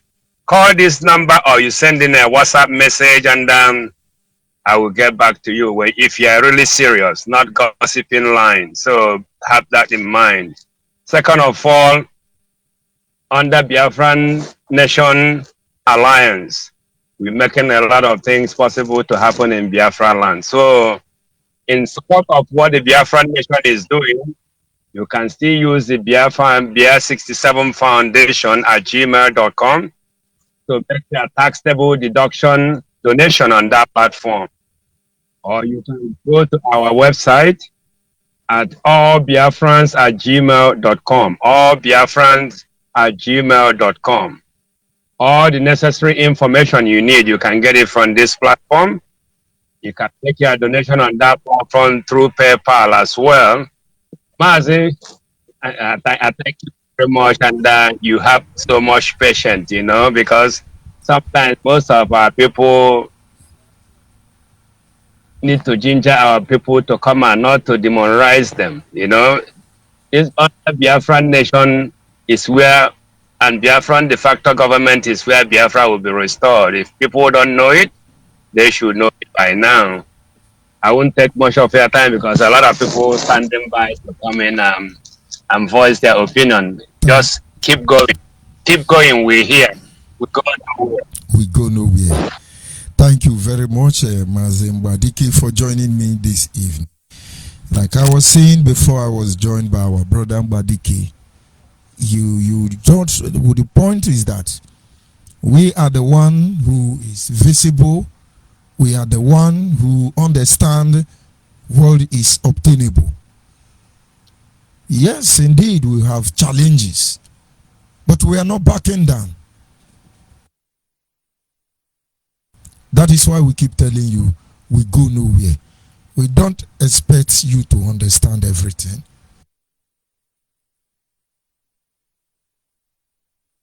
We cannot come up here and then begin to tell you everything, but believe me, we are almost there. At this moment, I am joined by my daddy in the Lord. Can you hear me, Mazi Ubidi? Yeah, thank you very much, Good my evening, sir, Reverend. from here. Thank you for You're welcome, congratulations to all Biafrans and all of us of freedom. Congratulations to you. Congratulations to our head of Biafra de facto government in the making, I would say, or rather the head of government of Biafra. I'm trying to get that name right. But anyway, Biafra de facto he knows whom I'm talking about. Government and of course our director. Go ahead, sir. We'll get it right, We'll get it right, my brother. That we're talking about our Alaji Diabani one of Calabari, who made himself available to help their friends. And I must not forget to mention Adabi, who is doing what she needs to do to make sure that this restoration comes to completion. I must appreciate our father, Chief Rifle Wazirike, for all that he's doing for all of us and all of you who are in the platform, on the radio platform, the Facebook platform, disseminating this information and trying to reorient our people to some errors that we have made in the past. And it's going to be corrected. And I'm so happy that the radio is playing in Onitsha area today. Looking forward that in near future it will go all over Biafra land so that our people can listen. Of course, we do know that faith cometh by hearing and hearing by the word of God. So thank you so very much. I wanted to touch on some of the things that you are doing. You said earlier, which is essentially calling our people to reorganize themselves. Because as everybody should know now by now that everything is, we are in pieces, okay? Because people will not listen. Okay, so this job is going to continue. It will continue until Biafra is restored. And then this brother came and took all the time and expressing his personal fears. I hope he's listening. Brother, please, that's your personal fear. And maybe in the near future, we're going to give you some, therapy so you can really wake up and know that there's nothing that is impossible. There's no impossible in God's face. Let me put it that way. We acknowledge that we have all these huge enemies, elephants, tigers, and everything surrounding us. We acknowledge that. There's no doubt about it. And that's why we didn't want to go head on, according to the ability of our time. We didn't want to do it head on because we know that head on is not going to yield any fruit. but we wanted to stay on the path of righteousness, standing on the higher moral ground, knowing that just like when we were younger, remember how when you do something and somebody is chasing you to beat you up, and finally you run to somebody that is stronger and you say, "Mba," and the person takes solace there. And the bigger gun will be waiting and say, "Do something again." Now, of course, you know all you got to do is to turn around and go your way. So we know that things like that can happen. It all takes, but the will of the people, the will is what matters. It's not about individual feeling or opinion. No. It's not about what we are doing today that is happening. I guess the brother, your decision may be now, since everything is like this, let's go back to one Nigeria, because Nigeria is indivisible. I can tell you that Nigeria can be divided. If Yugoslavia, if USSR can be divided, if Southern Sudan is divided, if Ethiopia is divided, if European Union, English can get away from that union, Nigeria can also, participate and take its own share. Okay, so it's what we expect people to come to this radio to help our brothers and sisters who are in our homeland to see the picture of what we're doing. It's not about it's not about doing magic. Of course, you have tried it. It's not about voodoo. You have tried it. Now you know that the dragon you enter is nothing but death. You know that today is Nishi. Now you know that, right?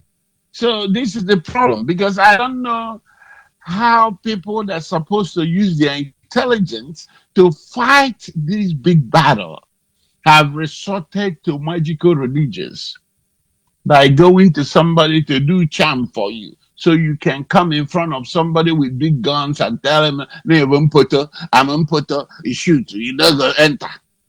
You see where from God Almighty, which was what I heard before I joined.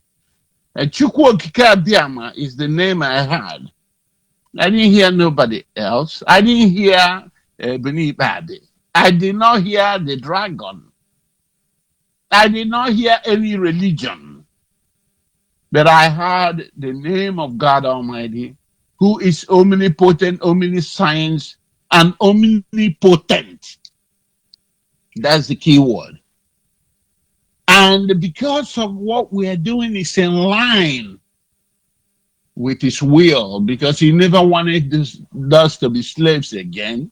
This is the reason we are all talking about these things.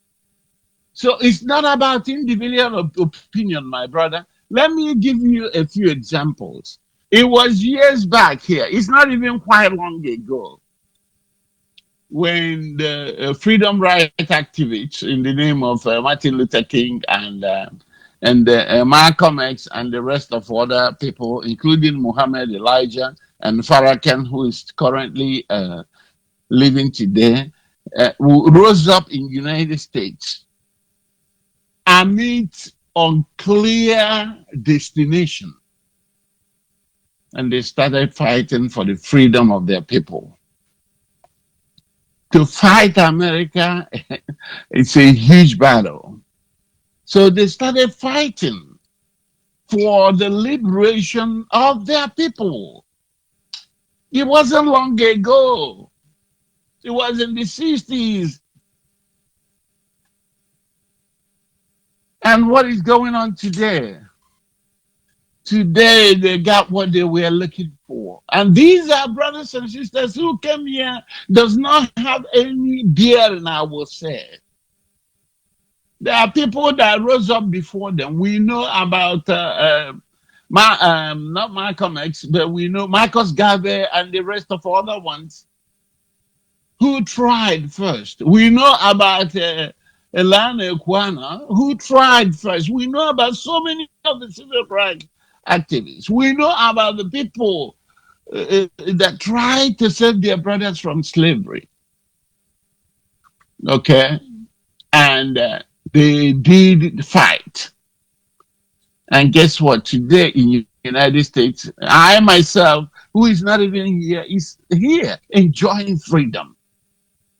There are people who paid the ultimate price for it. There are so many people who died for this. And today I'm enjoying it. And if I'm enjoying it, this is the reason I'm part of this very project that no one can derail. Talking about the same thing, asking for the same thing.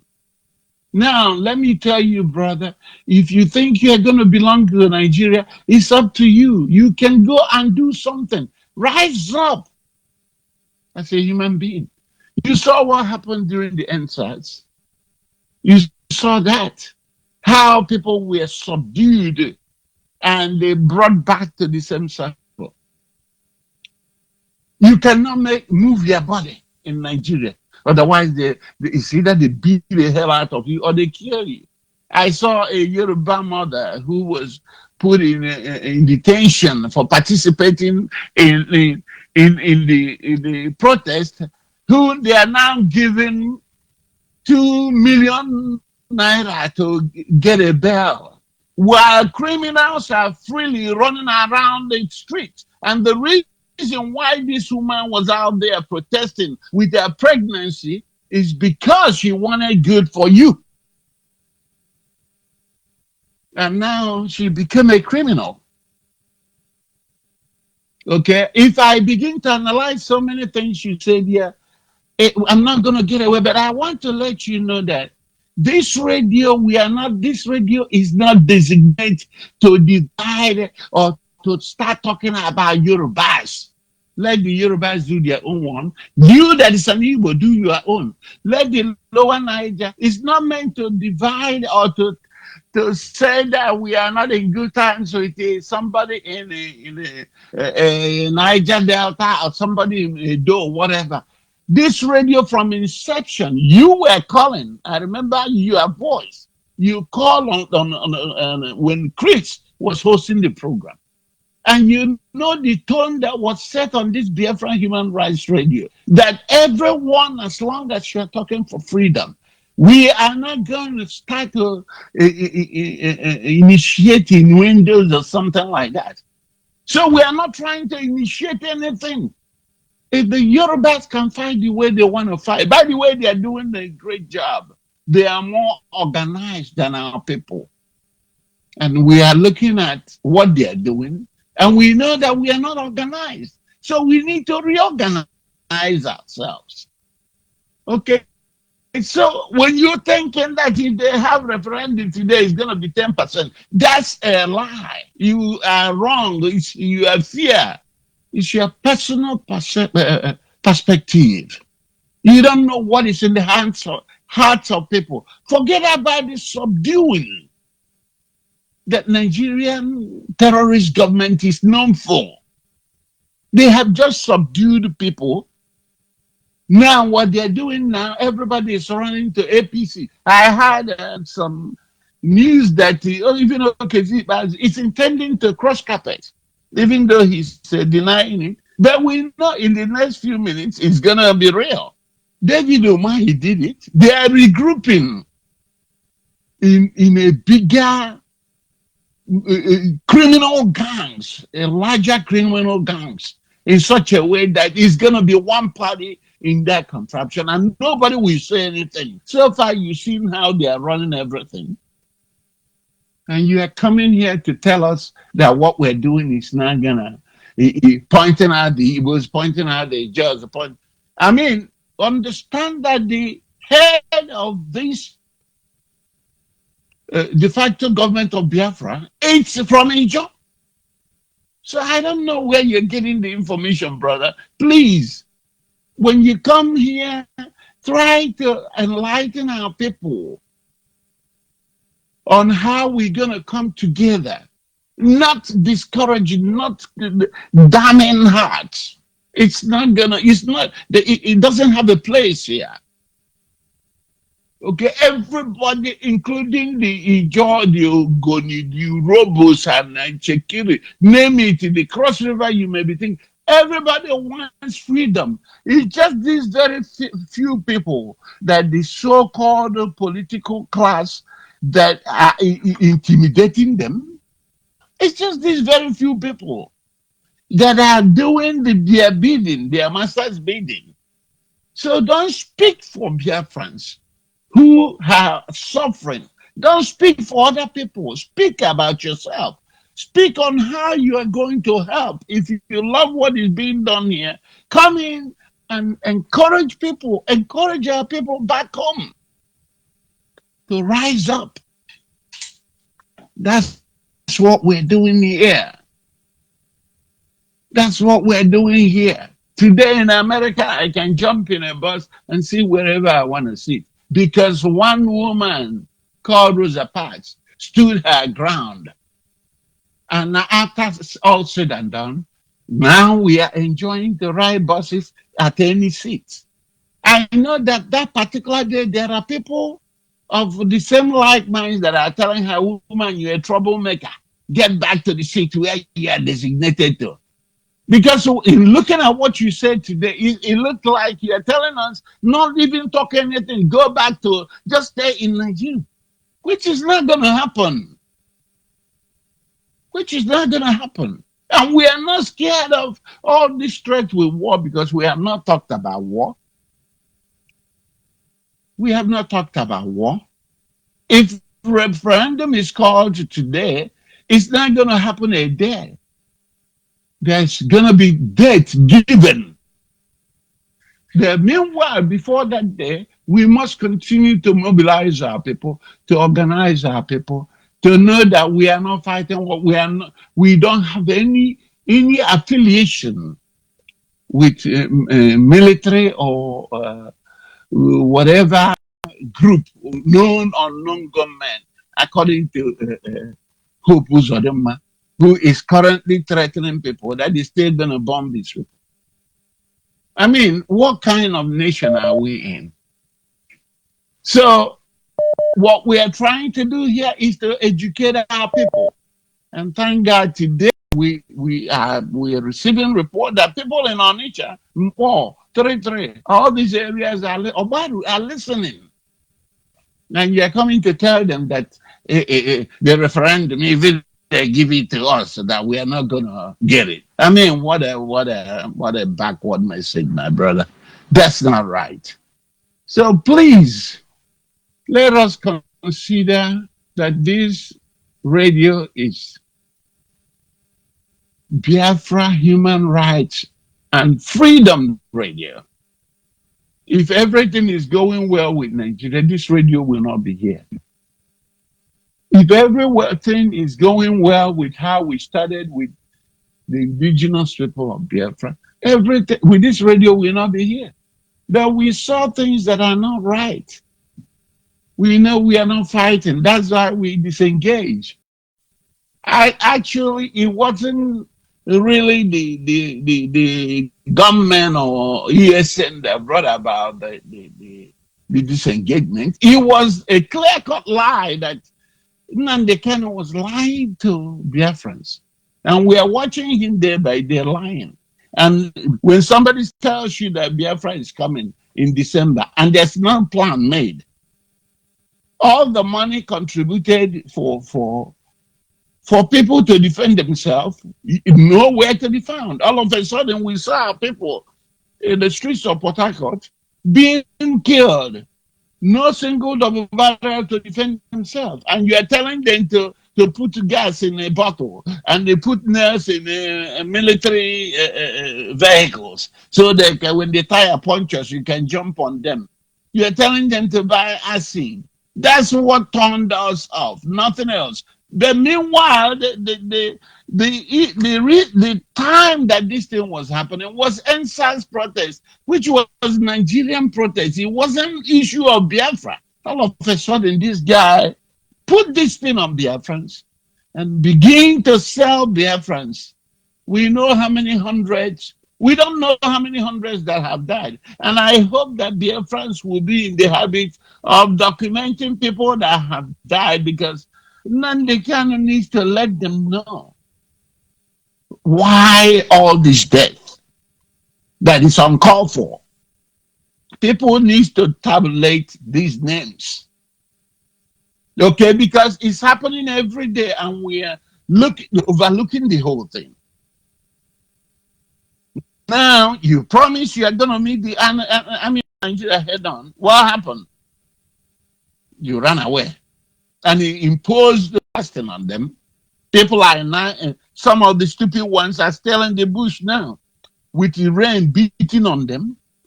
No food. You place them on fasting. And some clowns in Switzerland are gathering, donating 50 Swiss franc and 200 Swiss franc or 1,000 Swiss franc in the name of raising fund for ESN. Ana Aguedo.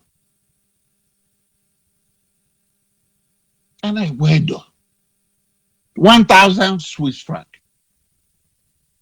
Let's say, for instance, you donated 500,000 Swiss franc or 1 million Swiss franc. Is it enough to implement a war? Are you guys not ashamed of yourself?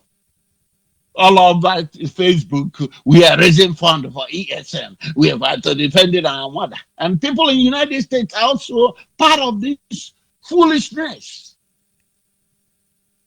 They are part of this foolishness. You are raising money for ESN.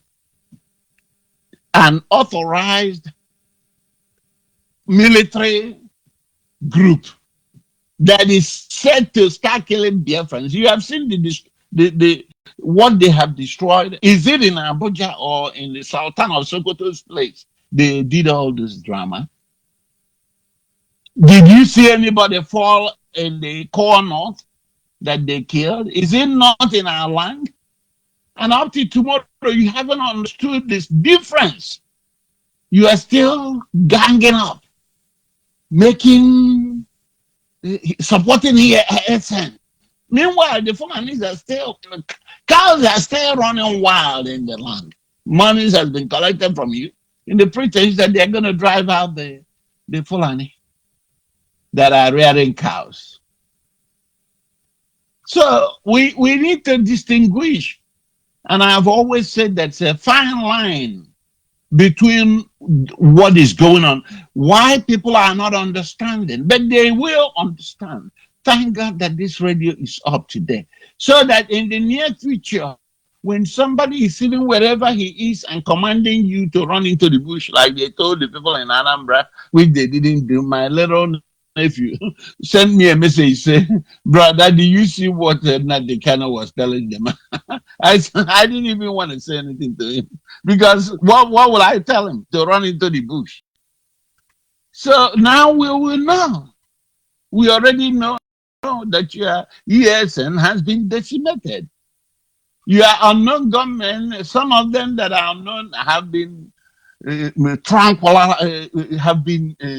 what is this word they use in Nigeria, my reverend? They already neutralize. Can you imagine this wickedness? They have neutralized human beings. They have been neutralized. You saw their marks, because they were not that their evil or idol will come and save them. That's why I had the Kanyesi mark in Aro, no common sense. They've been neutralized according to Nigerian police. Okay? So this is a wicked word, neutralized, for somebody, a human being. And then Nnamdi Kanu is living large in Europe and asking for more donations to deceive some more people. And I can understand our father saying, don't talk about nobody. But Father, please, I'm openly telling you on this radio, there is no way we can continue to make that distinction for a while until the people get it.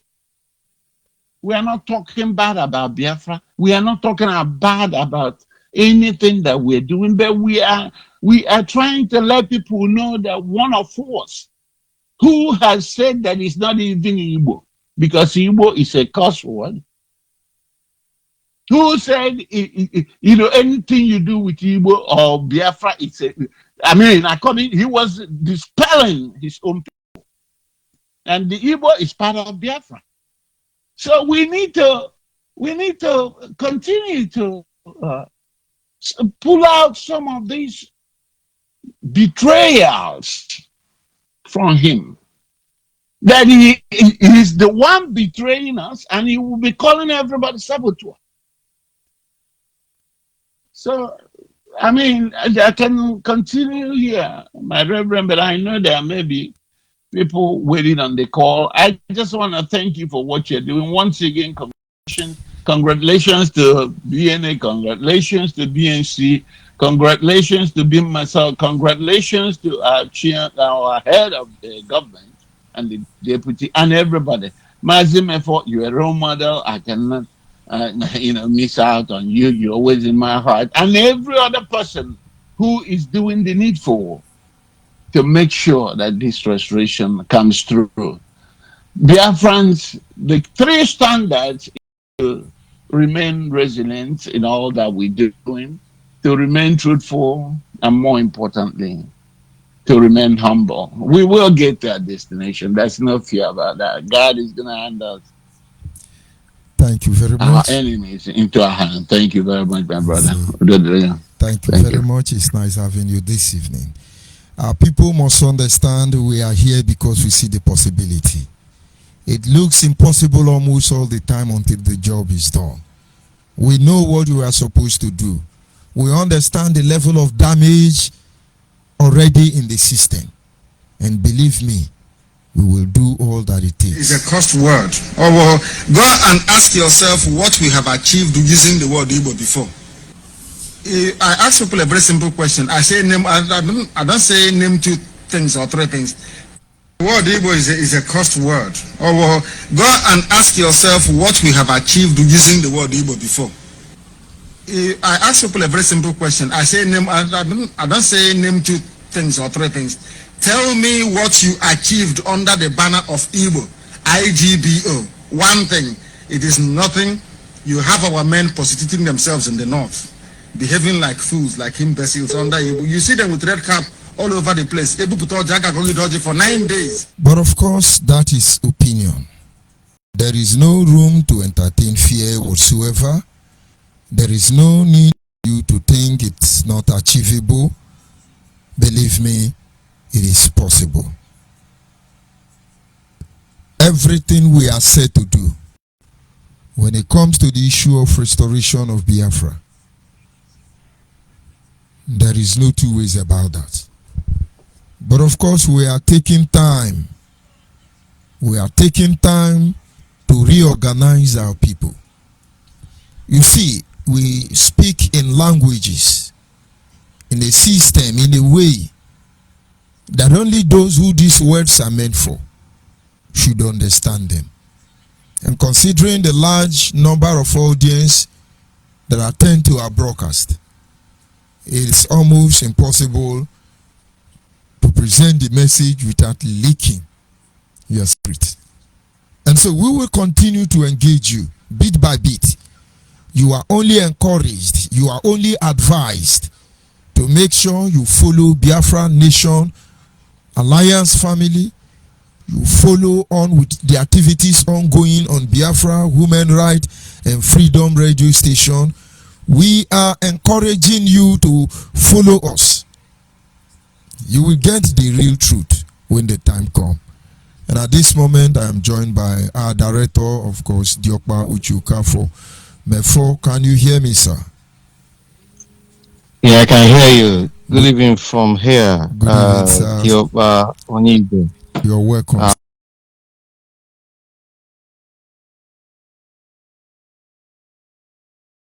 Friends of Biafra, good evening, conscientious men and women who have, despite all, dedicated yourselves to this cause. We thank the Most High God for everything has done for us, for his kindness, for giving us the courage and that determination to stand and stay the course till this day. And I can assure you, as long as the Most High God is in charge, this is just the beginning. I want to congratulate all Biafrans who have, in one way or the other, dedicated themselves to this cause and made it possible for the dissemination of the gospel of restoration of Biafra to be expanding every day. Want to thank all the principal servants who are selflessly rendering service to the people of Biafra. In Biafra de facto customary government, the head of the government, Alhaji Dokuba Sari, we appreciate you, our deputy, Mrs. Anneborg, the father of the nation, Chief Ralph Wazulike, all the members of the parliament, all the friends of Biafra from around the world, all of you, you know yourselves, both those who want to be named and those who want to continue to work behind the scenes. We are today witnesses to the fact that the efforts that we started from a very humble beginning to make late last year and early this year is now beginning to yield fruits. And what we need is to be consistent and standing on the side of justice. Despite all the intimidation, despite all the blackmail, despite all the lies and deception from different quarters to try to cast aspersion on what we are doing. What we want is dedicated men and women who are actually conscientious, who are actually deep-rooted in the pursuit of justice. It doesn't matter how many we are. What matters is consistency. And therefore, on that note, I want to say that we are just beginning and the sky is our starting point. I want to appreciate the effort made already with reference to our FM transmission in Biafra land. Our people should not get weary about the unfortunate events, the unfortunate developments in Biafra land through the carelessness of some individuals, recklessness, I must say, that has led to the death and the spilling of blood of Biafrans on Biafran soil. These are avoidable. These are avoidable, I must say, because we want at the beginning of this reckless campaign of violence that was to bring avoidable calamity and pains to our people. And a number of people actually went against us. They called us all manner of names. They called us saboteurs and all that.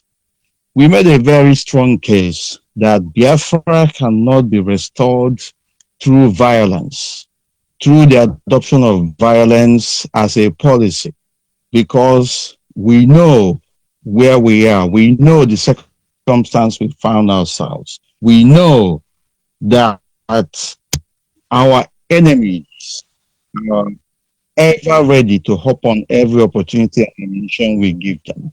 And therefore, for us to do anything, it needs collaboration, it needs consultation, it needs agreement across board. It needs collective effort to making sure that our people are on the same page at each and every point in time, at each and every decision that we are taking. And so, having that in mind, it is a step in the right direction, and we maintain that position till tomorrow. Our quest for restoration of Biafra is anchored on international human rights law, because in the first place, it is the violation of the rights of people of Biafra within the Nigerian state that made the people of Biafra to begin to agitate for the assertion of their right to self-determination.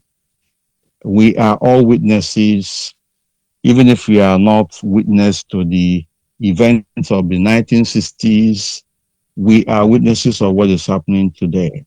And therefore, it requires meticulous approach. It requires that we plan strategically towards the collective emancipation of ourselves from the Nigerian hell and union that we have been lumped together with people with hostile cultures and ways of life. And therefore, today, we must count ourselves as very lucky and very privileged to send the right message to our people, to stand for what is right at all times. We are winning and will continue to win. We will not take any step that will make the people of Biafra to look like people who are now the aggressors, rather than the Nigerian state that has been the perpetrator all along. Everything that we must have to do, we have to be across board and agreed and talked about among the relevant stakeholders. We want to stand on the existing policy that we have, pushed and maintained for ourselves, that the people of Biafra are people who have dedicated themselves to non-violence. And on that note, we urge and we call on the elected or selected government officials in Biafra land to stand with the people of Biafra. The governor, the House of us, the State House of Assembly members, they must stand with their people. They must stop opening our back doors to our enemies to come in to kill us, to destroy us. And on that note, we continue to ask them. They must come out. They don't have any choice. The invasion of Biafra land by the Nigerian moderate security forces must end. The Nigerian military, the joint task force or whatever they call themselves, the police, the army, and the navy, who are going about molesting innocent Biafrans must leave our land. At the same time, those who are actually inciting violence and in the first place responsible for this carnage that is going on now must stop. Mazi Nnamdi Kanu is at the forefront of putting the people of Biafra in present danger. There is no mincing words about it, because in the first place, when we are telling our people what they need to do, these people on the other side are the people who are lying and blackmailing. You made the murderous Nigerian agent to invade our land. At the same time, you turn around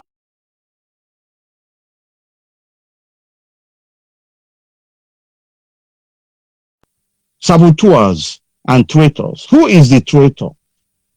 If we are to even ask that question, who is the traitor? Who is sabotaging the Biafran cause? You set out. You said you want to protect Biafra land and her people. But in the end, the so-called protection is now a source of horror and danger to the same people you say you are protecting. the campaign of violence carried by Mazi Nnamdi Kanu has only achieved one purpose: the spilling of blood of innocent Biafrans on Biafran soil, directly or indirectly. The orders he issued has led to a number of people, especially our people in security uniforms, the people of Biafra, dying without any justification. On the other hand, he gave ammunition to the Nigerian moderate security agents to invade the land of Biafra. And this is what we called attention to at the early stages, that you don't make Biafra land the battleground, that you don't invite your enemies to your own land and turn it into a theater of war. That is exactly what is playing out now. And now, it's not even that you are inviting these people, you are ready to fight. You don't have the capacity to deal with the consequences, unintended consequences. That is why there should have been collaboration. That is why there should have been consultation. That is why there should have been agreement across board among stakeholders. Because we cannot allow the events of the past, the ugly events of the past, to repeat itself. Today, they are trying to blame those who are actually innocent of what they have caused to themselves. Those who are bringing mayhem and war to our land must be courageous enough as well to take to take responsibility. Not when the time comes, you begin to look for who you are going to blame.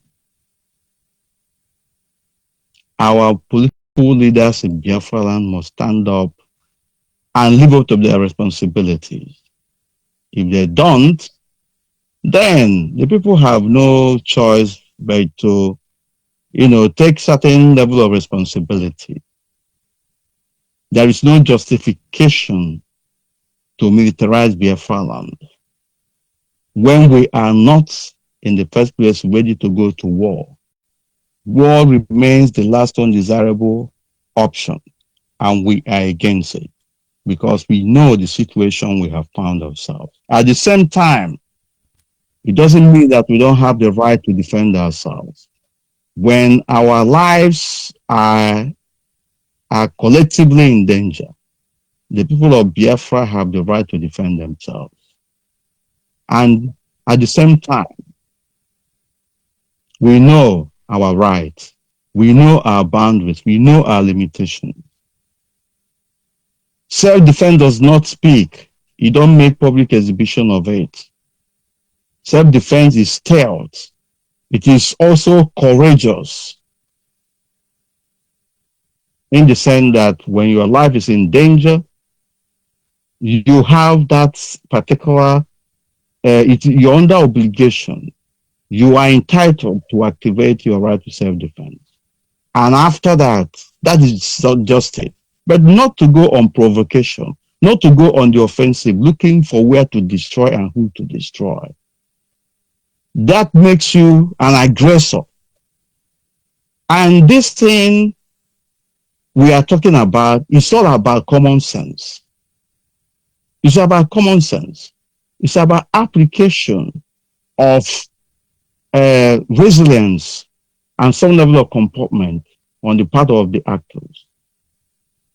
There is no way the people of Biafra will be destroyed if we apply ourselves to the rules of engagement.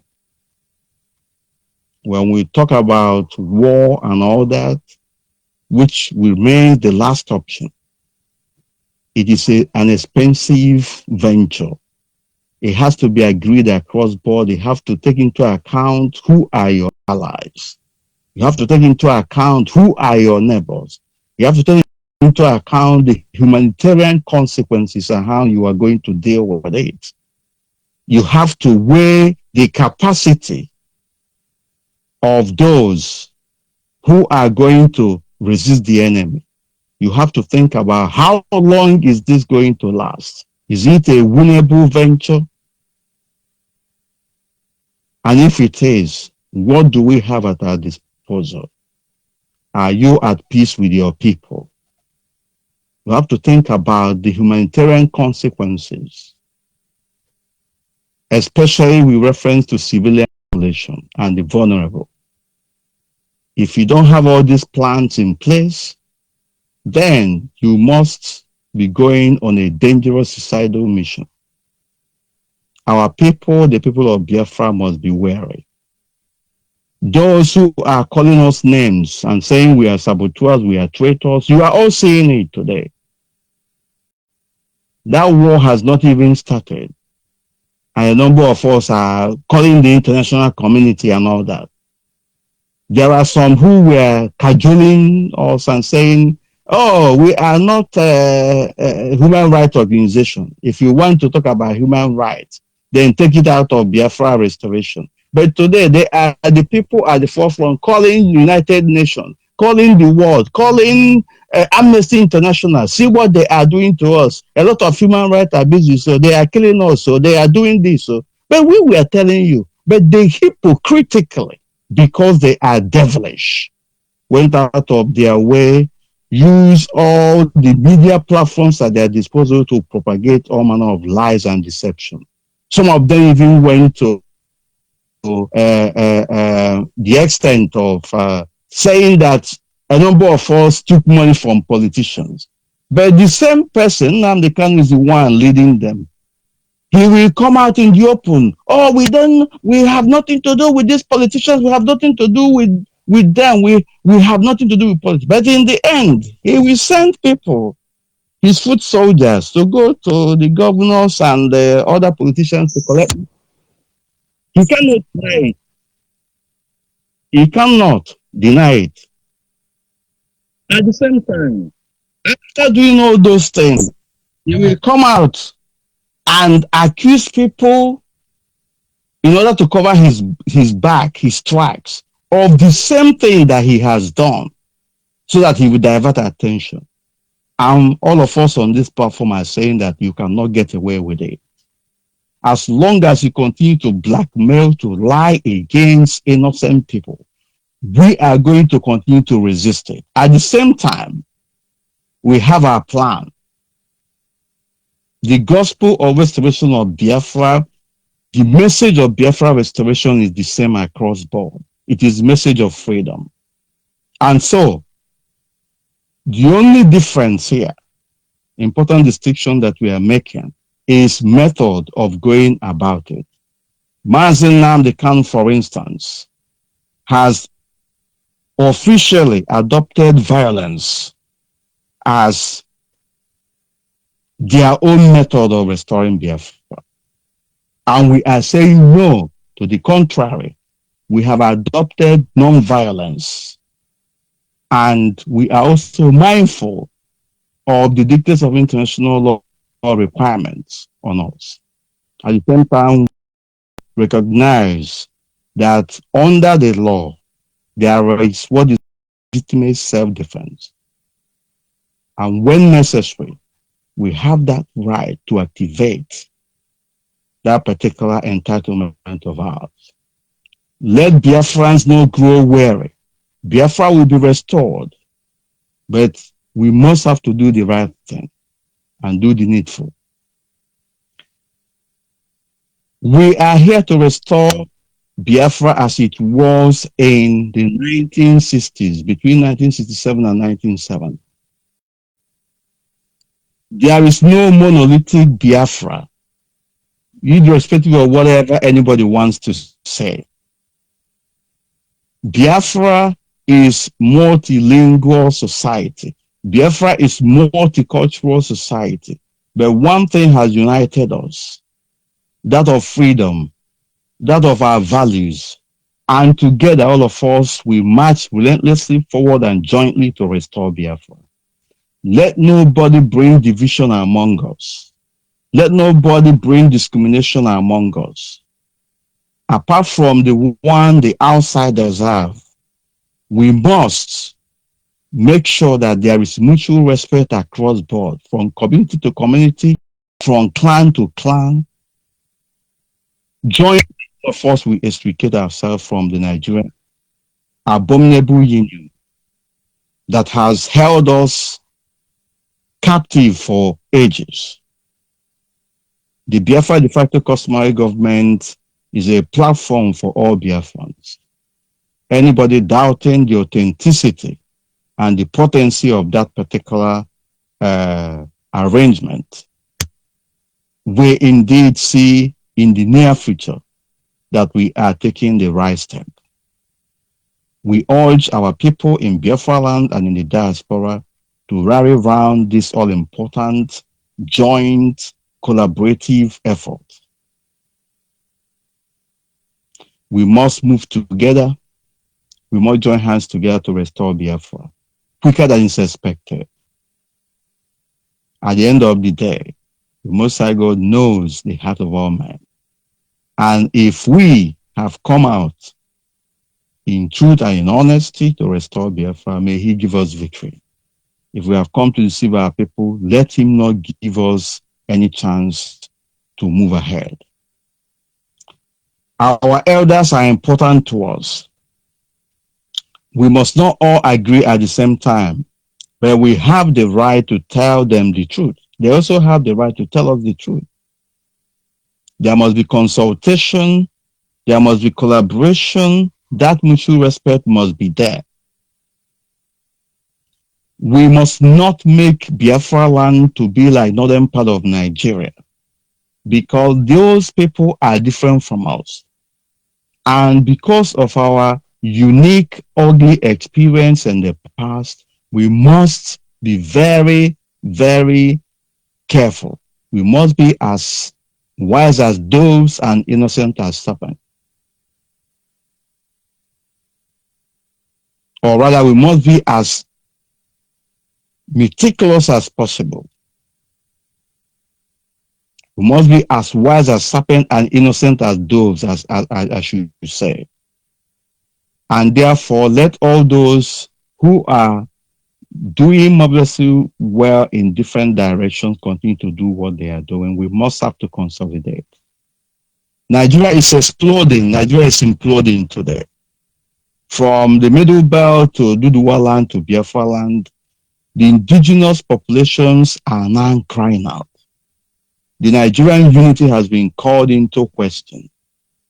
And people should not run away from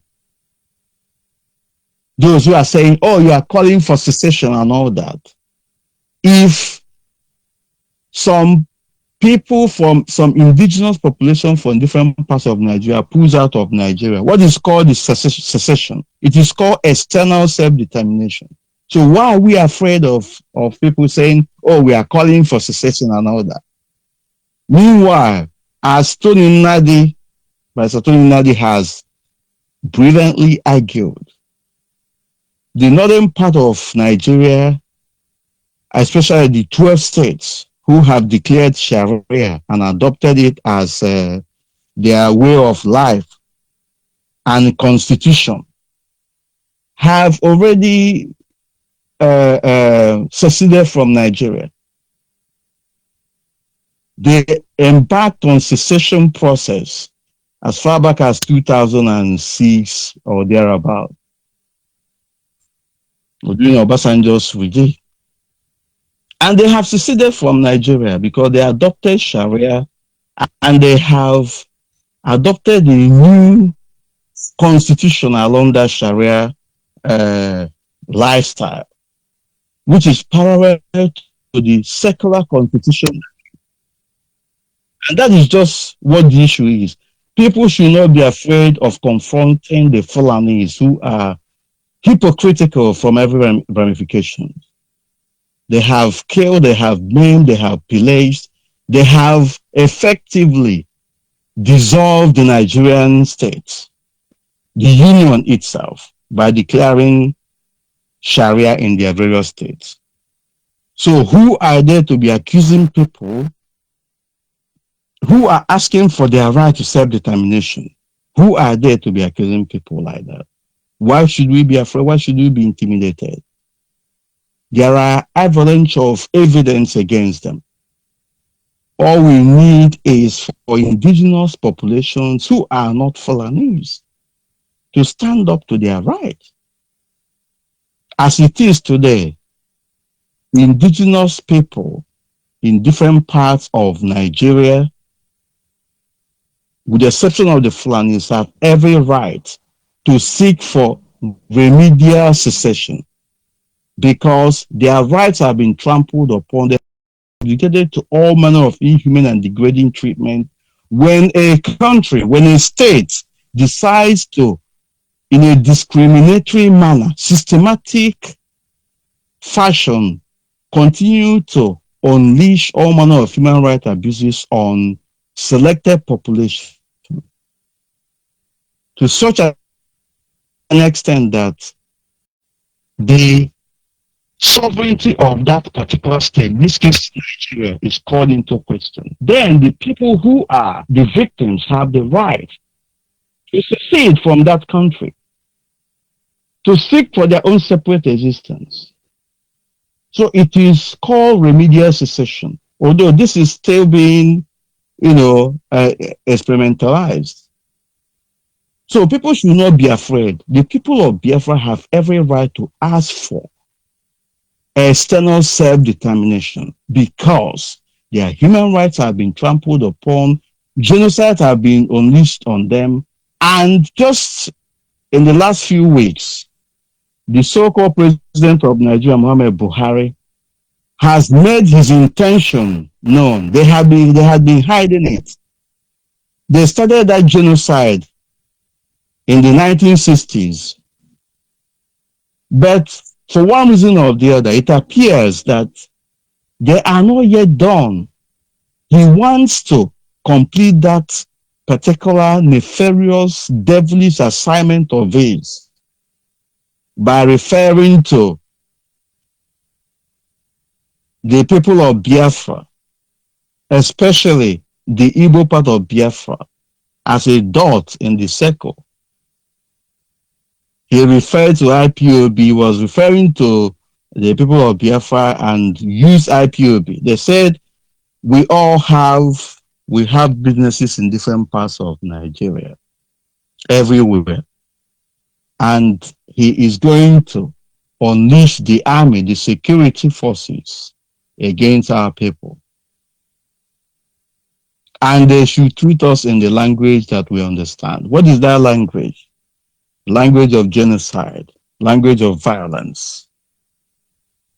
And the truth about it is that when they come against the so-called people he called dot in the circle, the people of Biafra, the Igbo part of Biafra, nobody is written Igbo man on his forehead. Nobody is written Igbo woman on her forehead. The people who are going to suffer are the people of the old Eastern region. This time around, predominantly people in the Southeast and South-South. And so, it is very important that all of us come together, unite, and first of all, seek for self-preservation. Because that remains the greatest human instinct. That is why the effort of Biafra de facto customary government must be supported. That is why the effort of pro-Biafra groups who are, of course, jointly supporting this all-important arrangement must be supported. For us on Biafra Nation Alliance, we are not wavering. We remain steadfast and we are not going back.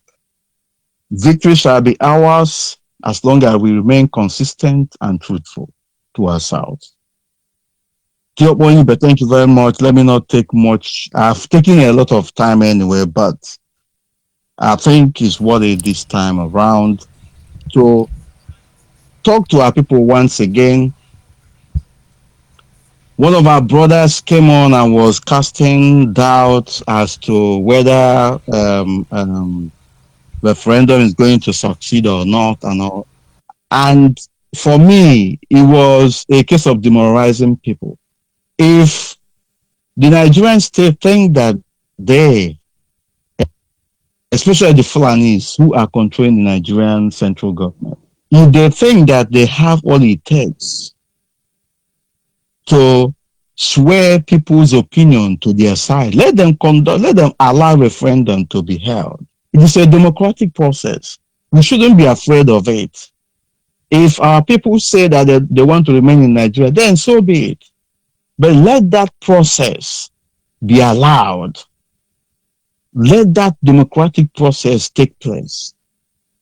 And let us know where we are. Therefore, as far as we are concerned, the only way forward remains that people are democratically asked the question, where do you want to be? Do you want to be in Nigeria or outside Nigeria? It's important. And as long as the Nigerian state continues to prevent people from, exercising their rights to democratic process in this direction, referendum, Nigeria will never know peace. And we shall prevail in the end. Thank you very much, and God bless. Thank you very much for joining me on this broadcast this evening. Of course, that is the director of the Biafra Nation Alliance. Of course, our destination is going back home to Biafra land. And honestly, irrespective of people's doubt, irrespective of individuals' opinion, we must remind you that the truth cannot be overemphasized. And that simple truth is that one way or the other, Biafra will get home. A lot has been damaged, and then the main reason why we are here is just to make sure that we reconverge progressively. And only those who are progressive-minded individuals are in the position to make it to happen. And it will happen. And you will be a witness. You will be a testament to that miracle. But then there is need for us to properly articulate. There is need for us to properly engage every component member, engage different platform, because the journey has just begun. Yes, a caller on the line, your name and where are you calling from? Caller on the line. Caller on the line, I cannot hear you. Caller on the line. I think there may be issue on your line. If you can, cut it and call back, because I cannot hear you. Of course, our people must be ready. There is need for us to reorganize ourselves. A lot of platforms need to be activated. Do not make any mistake about that. Yes, caller on the line. Hello, good evening, brother George Onyibe. Good evening from here. Go ahead, please. Your name and where are you calling from? Yes, my name is Nkemjika. I'm calling from the Port Harcourt, River State. It's been a long, Mr. George Onyibe, kind of some engagement that I found myself. I think I took my time to listen to Mazuki. He said it all. He said all. Okay. You hear the wisdom. You know, it has its own taste. It's not by shouting and ranting. When you hear an elder to the children, he is not always in a hurry to talk to the people. So what we just heard now is simply the voice of wisdom. That's what I call it. He just said everything. I don't think there's anything I will say here that he never mentioned. Yeah, but I want to reemphasize. For emphasis sake. We are here to correct the wrong. To retrace steps. Yes, to retrace steps. Probably we have been supporting this person, but we discovered that this is the wrong route. Yeah, it's not wrong for you to find yourself in a wrong track. You know, when you are going to somewhere and you lost your way, it's not a crime. But what is crime there is for you to remain in the wrong track, to remain on that road that you have discovered that this is the wrong road. Make a U-turn, go back and start anew. This, I believe, is what we are here for. Some people begin to always ask us or ask me, why are we talking about this man and this man and this man and this man and this man? Yes, we have to, because he is that wrong way. Nnamdi Kanu is that wrong way that we want to retrace. We want to drop and follow a better way, the ideal way. Right in front of me is what I took my time to put down, and I call them the Kanu pitfalls. Kanu pitfalls. I will be snappy since I want others to contribute.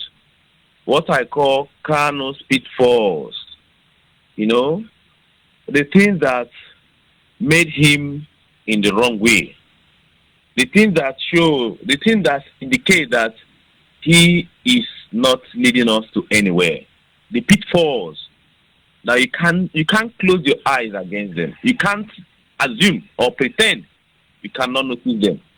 They are all over. The first of them is the armed struggle, which Mazi Chimefo has been emphasizing even before this night. You can't go into armed struggle when you are busy begging people in diaspora to support ordinary ESN. Ordinary ESN. You don't have money for them. You don't have feeding for them.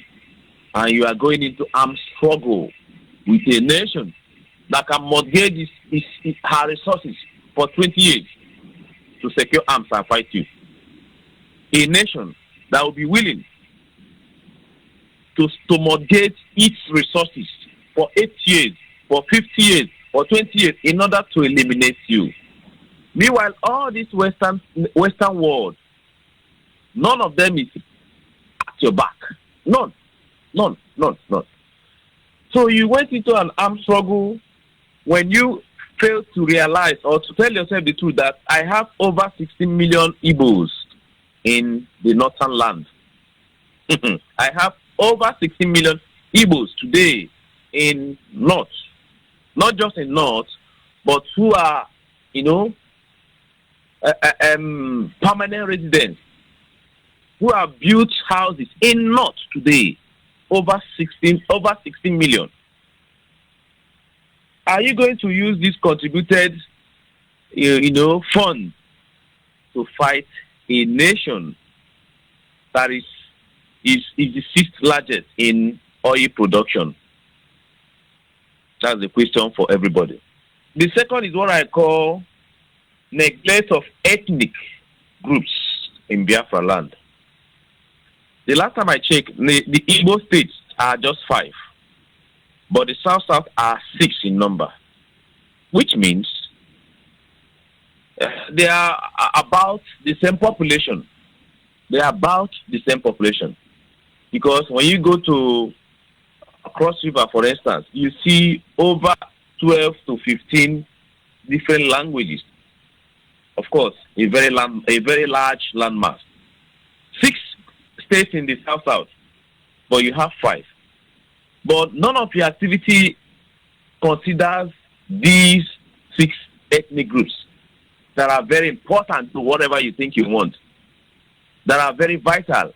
How can you do without the river, the ocean, the oil? In fact, we have to say the truth. We have to tell ourselves the truth. You can't do without these things. You can't do better as you claim. You claim in oral, yes, we can do without oil. We'll give them oil. Who does that? Who does that? Do you know how many countries that are that are envying Nigeria for not having oil. So the truth is, we need that group. We need that South-South. We need that South-South. That is the fact.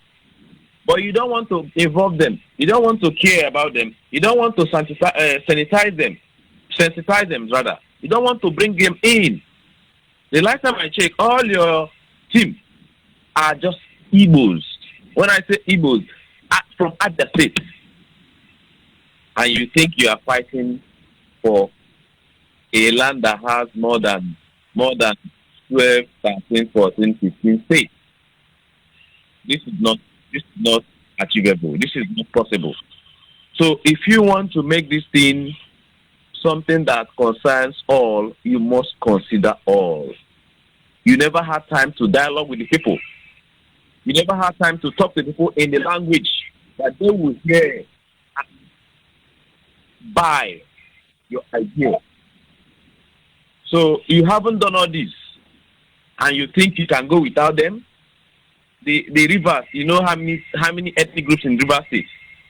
You go to Delta, you go to Edo, you go to Biafra. These are people you assume to be part of you. You pay no attention to them. They don't matter to you. They don't make any sense. All you know is that the only language that God hears is Igbo. Yeah, heaven. They speak Igbo in heaven.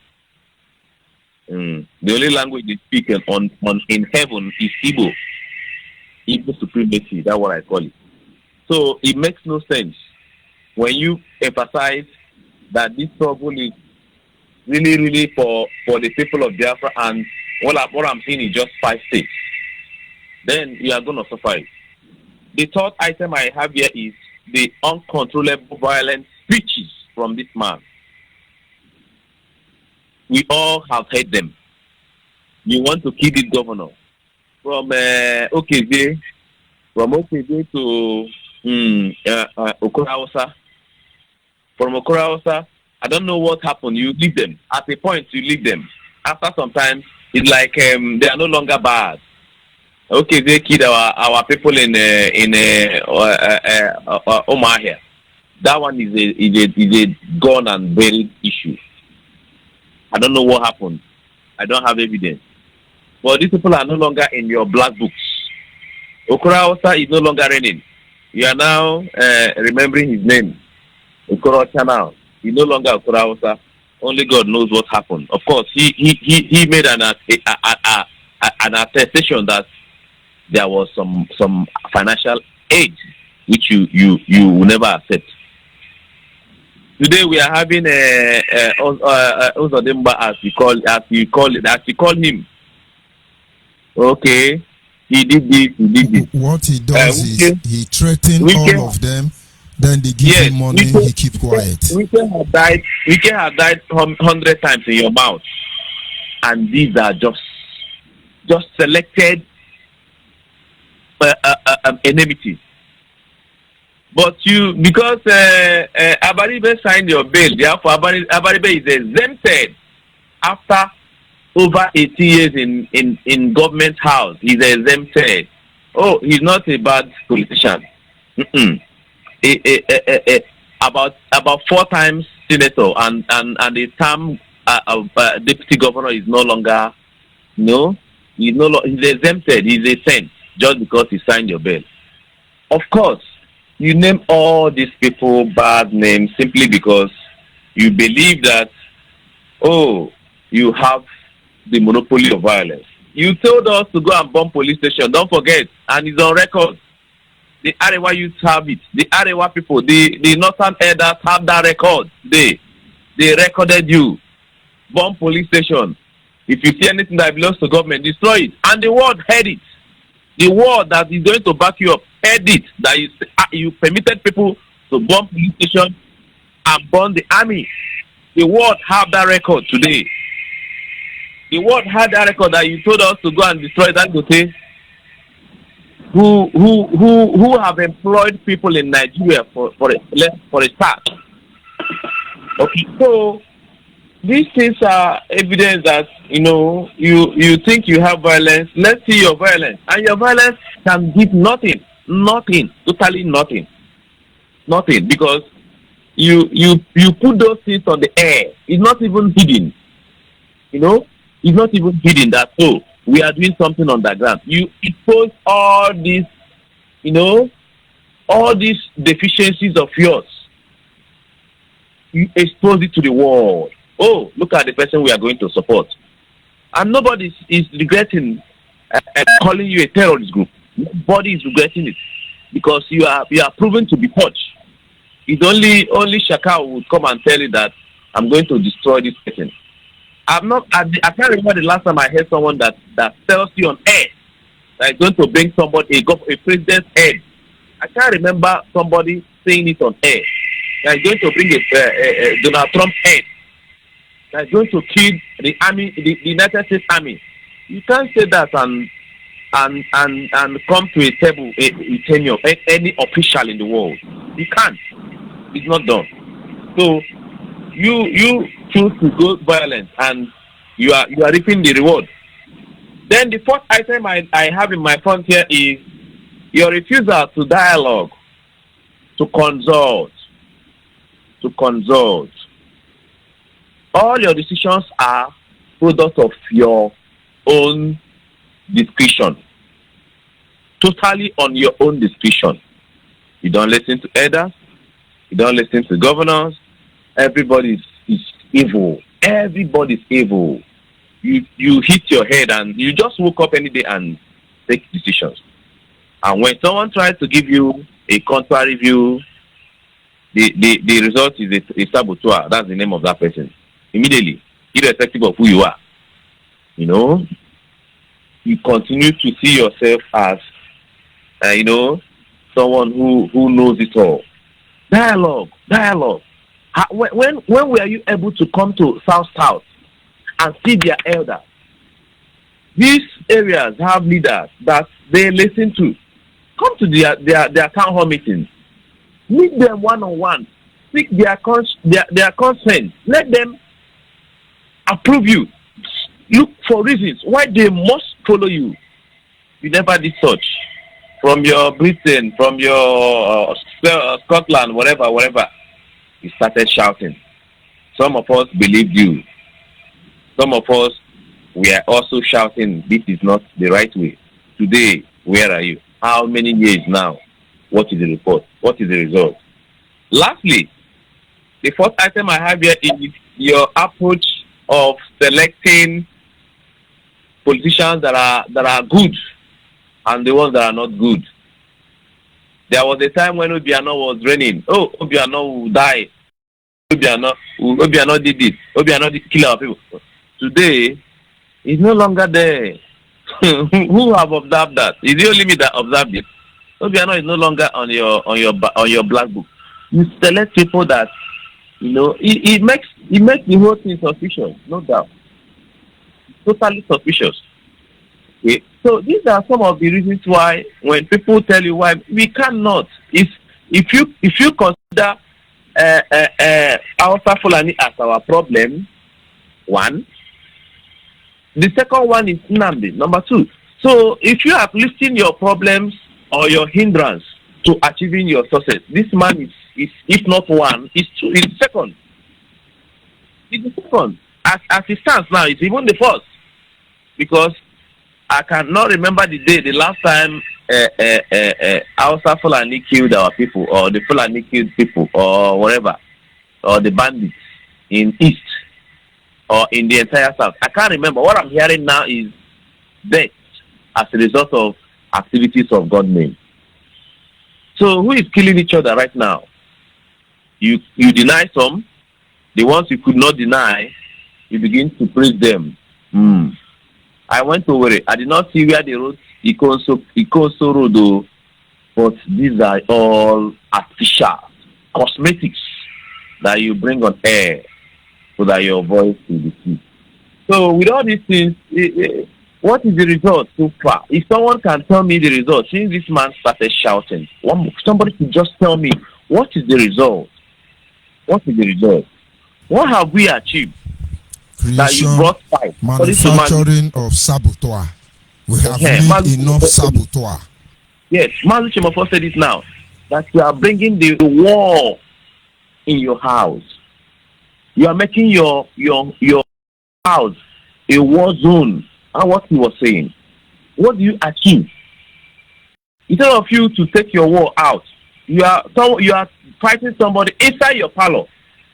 Inside your parlor where you have TV. And again, you no longer consider your poor. You no longer consider those that will really lose heavily. Will lose heavily. Not even material alone. Their life is at stake. When you are in North, you have your more people. How many people are in the South? How many of the Northerners are in the South? The youth leader was saying it. They are one of their leaders was saying that the only people we can kill here are the shoemakers. Those that are selling sugarcane. These are the people who can kill. Who have nothing. Go to where they live. Nothing. Mat. Only mat and their prayer or whatever. That's all you can think of. You go to North, you see duplex owned by your people. You don't care about that. You don't want to hear them. You've never even spent time in Nigeria. You never even spent how many years. You're not even in our shoes. Kanu is not in our shoes.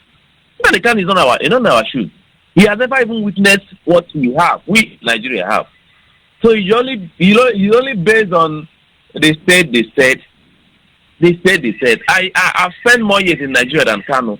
So I have more experience in Nigeria than Kanu. Yes. I spent more years in my life than this young man, this man. Or you want to claim that you are too in a hurry to take decisions.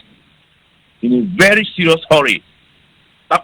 It's not done like that. There are stages of life. Everything has stages. Before a plane can fly, it must run on the ground. Before a car can get to gear 4 and 5, that car must have entered 1, 2, 3, 4 before you get to 5.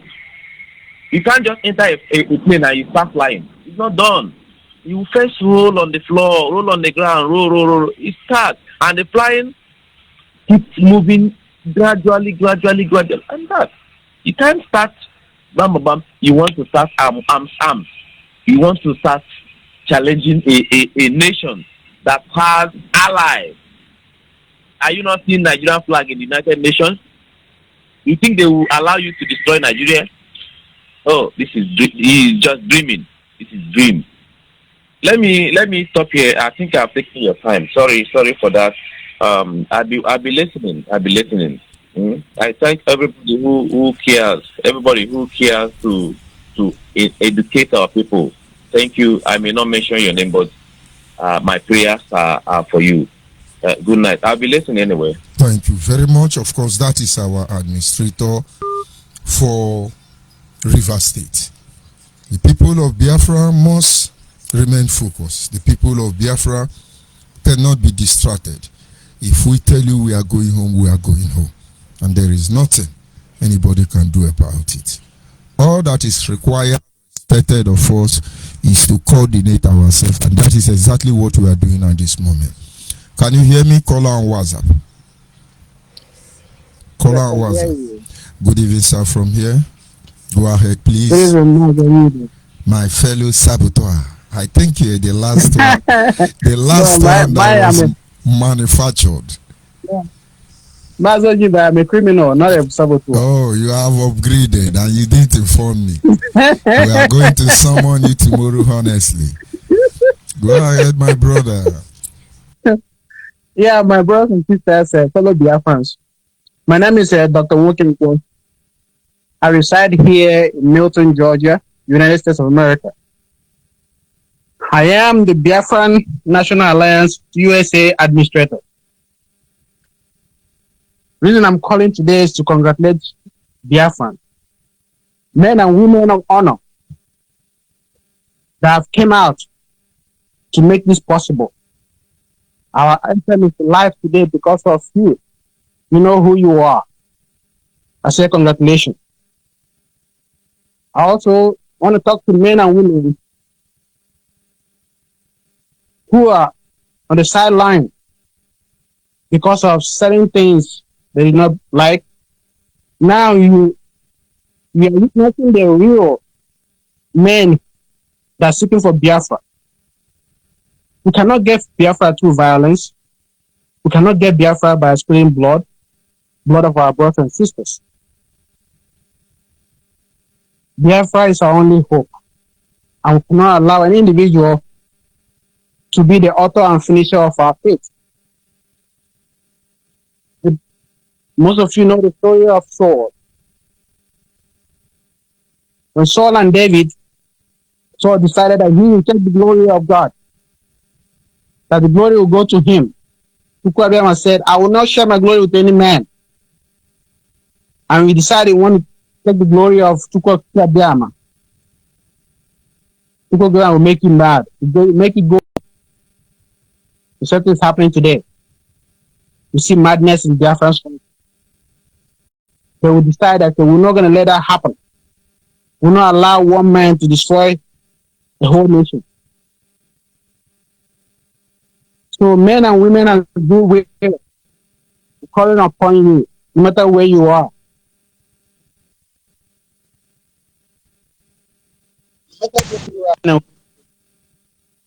Please. We don't have us, but you know what to do. Get involved. Biafra is the only hope. And we cannot say nothing, the friend is not going to be possible. That's not true. If you have faith, all you have to do is try. Come out. It happened in India. It happened in America here. Just a little faith, like a mustard seed. Before you know it, tomorrow it'll be like a miracle tree. And that's where we started with the Biafra Nation Alliance. I want to also give thanks to the Biafra de facto government, my chairman, Alhaji Asari Dokubo, and the deputy, my sister, Rita Nubog, for your resilience, for coming out to say yes. You said yes, because you are men and women of honor. And we'll be behind you. Whatever you need, we are here. And more are going to be joining us to restore our father's land. Nobody's going to stop us. Nothing is impossible. We cannot do the same thing over and over and expect it's a different result. If you want to achieve something in life, you have to go extra mile. You have to do what you have never done before, and that's what we are doing. We have to meet the international community and talk to them. They know who we are. Let me tell you a story. A lot of people in America here know who we are. When we meet them, they say, know who you are, but you are not serious yet. You are not organized. So now we are getting there. We are getting organized now. And they will talk to us, because you can't do anything in this world without collaboration, without being on a round table with men and women. It's give and take. That's what life is. And that's what we're doing with the Biafran de facto government. So I want to thank men and women of goodwill that said, instead of going back to their house and say, no, enough is enough, I encourage you to come out. This is Dr. Woken. Well, those of you that live here in America, you know who I am. Call me. I am the Biafran Alliance, Biafran Nation Alliance administrator here in America. You have my number. Call me. And you can visit our website, BiafranNationsAlliance.com. Just send us a message. Call you. If you want to remain anonymous, that's okay. We need you. We cannot do this without you, my brothers and sisters. Let me say this in Igbo land. Onye ajuru aju ana aju onwe ya. Onye ajuru aju ana aju onwe ya. Our politicians in Biafra land, listen. No matter what you accumulate in this world, no matter your land, houses, whatever, it only lasts for a minute. But the only thing that's going to last forever is what? Your legacy. What is going to be your legacy as a politician, as our leaders? You have to leave a good legacy for your children, for your own brothers and sisters, those you're going to leave behind. So I want to thank every one of you for all your effort. Mazi, Onyibe, I want to thank you so much for making it possible, for coming out every day to spread the good news. My brother, it would not have been possible if people like you were not there. And so together we are all making it possible. Go ahead, please. So I want to thank my brother, Dr. Kado, my chairman, Alhaji Asare Dokubo. I want to thank all the Biafrans who come together to make this happen. You know who you are in different groups. We are here for one thing only: Biafra, Biafra, Biafra. On that day, we will dance on the street of Biafra. We will dance naked because all freedom. Freedom is a human right. Nobody should tell you cannot get it. Nobody should discourage you. I will get it. In a short period of time, we will get it. So I want to thank every one of you for listening. We go nowhere. I'm going to say all the time, go nowhere. Thank you. Thank you very much, Dr. Nwokenko, for joining me this evening. Like we always say, we go nowhere. We are not going anywhere until Biafra is restored. We will continue to redirect our people. We continue to encourage our people. We will continue to re-strategize. We will continue to renovate until everyone is ready to make the push, and then we will push. And of course, I must use this opportunity also to remind our people, those of you in Onitsha, Anambra State, those of you around Obaru Aziz, those of you around Tere, and so on, you can receive Biafra Human Right and Freedom Radio Station on FM 100.5 FM. Of course, they will be coming up in every communities. I want to sincerely appreciate those people who made it possible. I am joined by the Biafra Nation Alliance spokesperson. Can you hear me, Mazi Chimezie? Yeah, good evening, George. Good evening from well. Here. You're welcome to the program. First and foremost, I will say special thank you to you for your energy. You know, if I tell you the truth, your energy gives me courage. Most people, yes, they have their rights to doubt. Before I delve in, special greetings to all Biafrans, friends of Biafra, and lovers of freedom all over the world. I have listened extensively to today's program, and all the contributors, they've said their mind. And it gladdens my heart that we are living to what we say we are on behalf of human rights, radios, and freedom. We've allowed callers to come say their mind, even to disparage the Biafran struggle. You never cut them off, but they engaged meaningfully. These were things that has been missing all these years. And that is why this single dangerous narrative has brought us to where we are today. I want to make this clear on call. This is not just for those who has or have identified with all or different pro-Biafran groups. First, the quest for freedom is for every human who values his personal liberty. This is what is missing in that contraption called Nigeria. You know, like Fela said, most of them, they love suffering and smiling.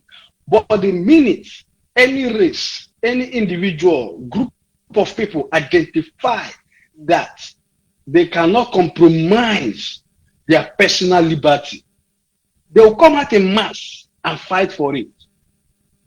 You know, those who are trying to disparage or those who are against us, who have identified as Biafra, what have they done as a people to change the situation or the conditions in Nigeria? The answer is zero. People came out to protest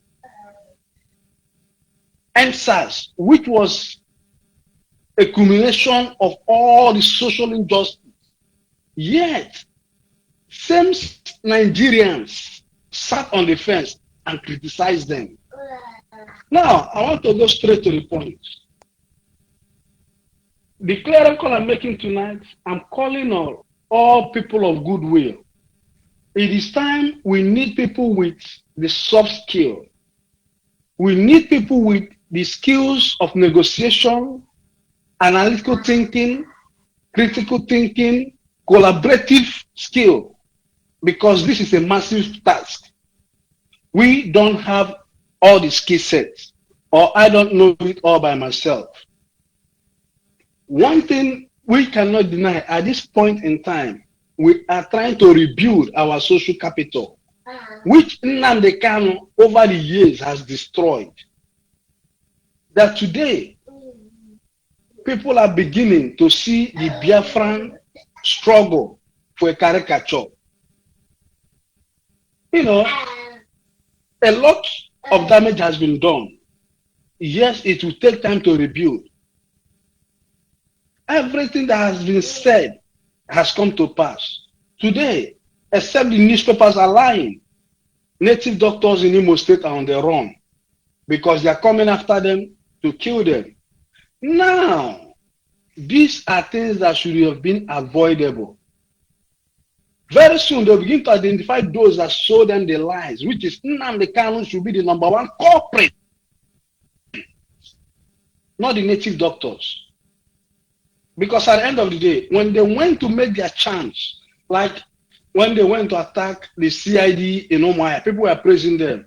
How can, in this day and age, somebody has a palm front on his mouth with a cock, a chicken? Is that what you are not going for some fetish ritual? This is, you are going to fight ammunition.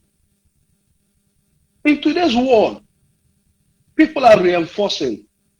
I'll give an example. In London, when they had this issue of people trying to run into people with vehicles in London Bridge or where people are gathered, what they did, they began to put up a high concrete reinforcement so that pedestrians, because I can't remember the year, but it was on the news, some guys drove a van, ran into people, close to the parliament, people died. So what did the government do? They went into research. Okay, during rush hour, these areas are populated with commuters or pedestrians. What did they do? They put up reinforced high concrete that even if somebody tries to run into people, the damage would not even, he can't even be possible. First, that concrete is high and, it is thick as it can be. Why am I saying this? If Nnamdi Kanu wants to go to war, he needs to sit down and do the analytical thinking of it, which all this is a shenanigans. Because in the real sense of it, he cannot afford a war. War is expensive. United States of America, United Kingdom, Germany, France. People should go and look at what it costs them to go to war in Iraq. Or even just Libya, that they invaded Libya. What it cost them to invade Libya. We are not talking about boots on ground. Because at the end of the day, each missile costs them money. Each ammunition costs them money. Now, Biafra referendum is possible.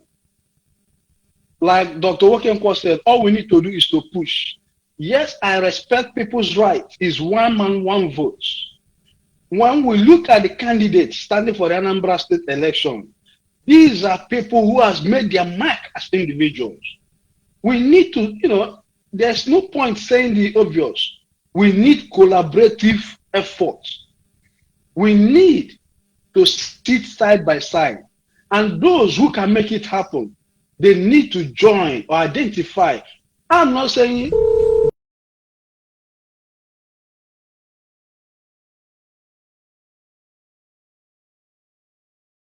we need liberty. What I am fighting for is not just a name or a change of nomenclature. What I am fighting for is a change of ways of doing things. There's nothing stopping us from achieving our dream if only we have the right set of politicians who knows what they're doing. Say, for example, today, nothing stops our state from having like shoe manufacturing plants. Even if it's not sponsored by government, at least create that enabling environment or empower the people. We can be exporting even without these things present. Those in power line in our area are doing their best to export. Now, why don't they make the roads? Why don't they like begin to give these guys, the facilities to grow their businesses? At least provide them with good roads. Give them, some sort of financial support. Nothing stops us from having, say for example, you go to some countries in the world, like, say United States of America, the Silicon Valley, they are known for, technology, software. We can replicate these things. But the issue is we have dummies as governors, politicians who are so wicked that they don't think about the next generation. Sad enough, we still even have communities in Abia State that are without water, without road. And when we try, that is where my anger lies, when they try to bandit this Fulani Hausa agenda. Abia State has produced a one-time NDDC chairman. What was its impact on our community? What is your name? I am from Abia State. I am from Umuahia. There is bitter politics going on. August Okala has been the governor. Theod has been the governor. Theod never graded any road outside of his community. The facts are there. So should I go and blame a Fulani man for that? When they grade the road, they stop a particular place, they cut the rest community off. Onyibe only graded all the roads leading to his village with NDC fund. So it's my community. In Abia State, not part of NDDC, and meanwhile he's an Ohonho man like myself. If we need to address some issues, we need to address it from home. And good, I think people can call in and begin to, bring different perspective. We cannot leave this just to those who believe in Biafran struggle. Something has to give way. What has to give way? Bad governance has to give way. Today, the constitutional review is going on. We need to have a stake. I don't even know who is representing me. What agenda are they going there to discuss? We do not know. But these are things we need to begin to build these things from the grassroots. We cannot leave this task to do it by alone. You cannot leave this task to those who belong to Biafran National Alliance or other pro-Biafran groups.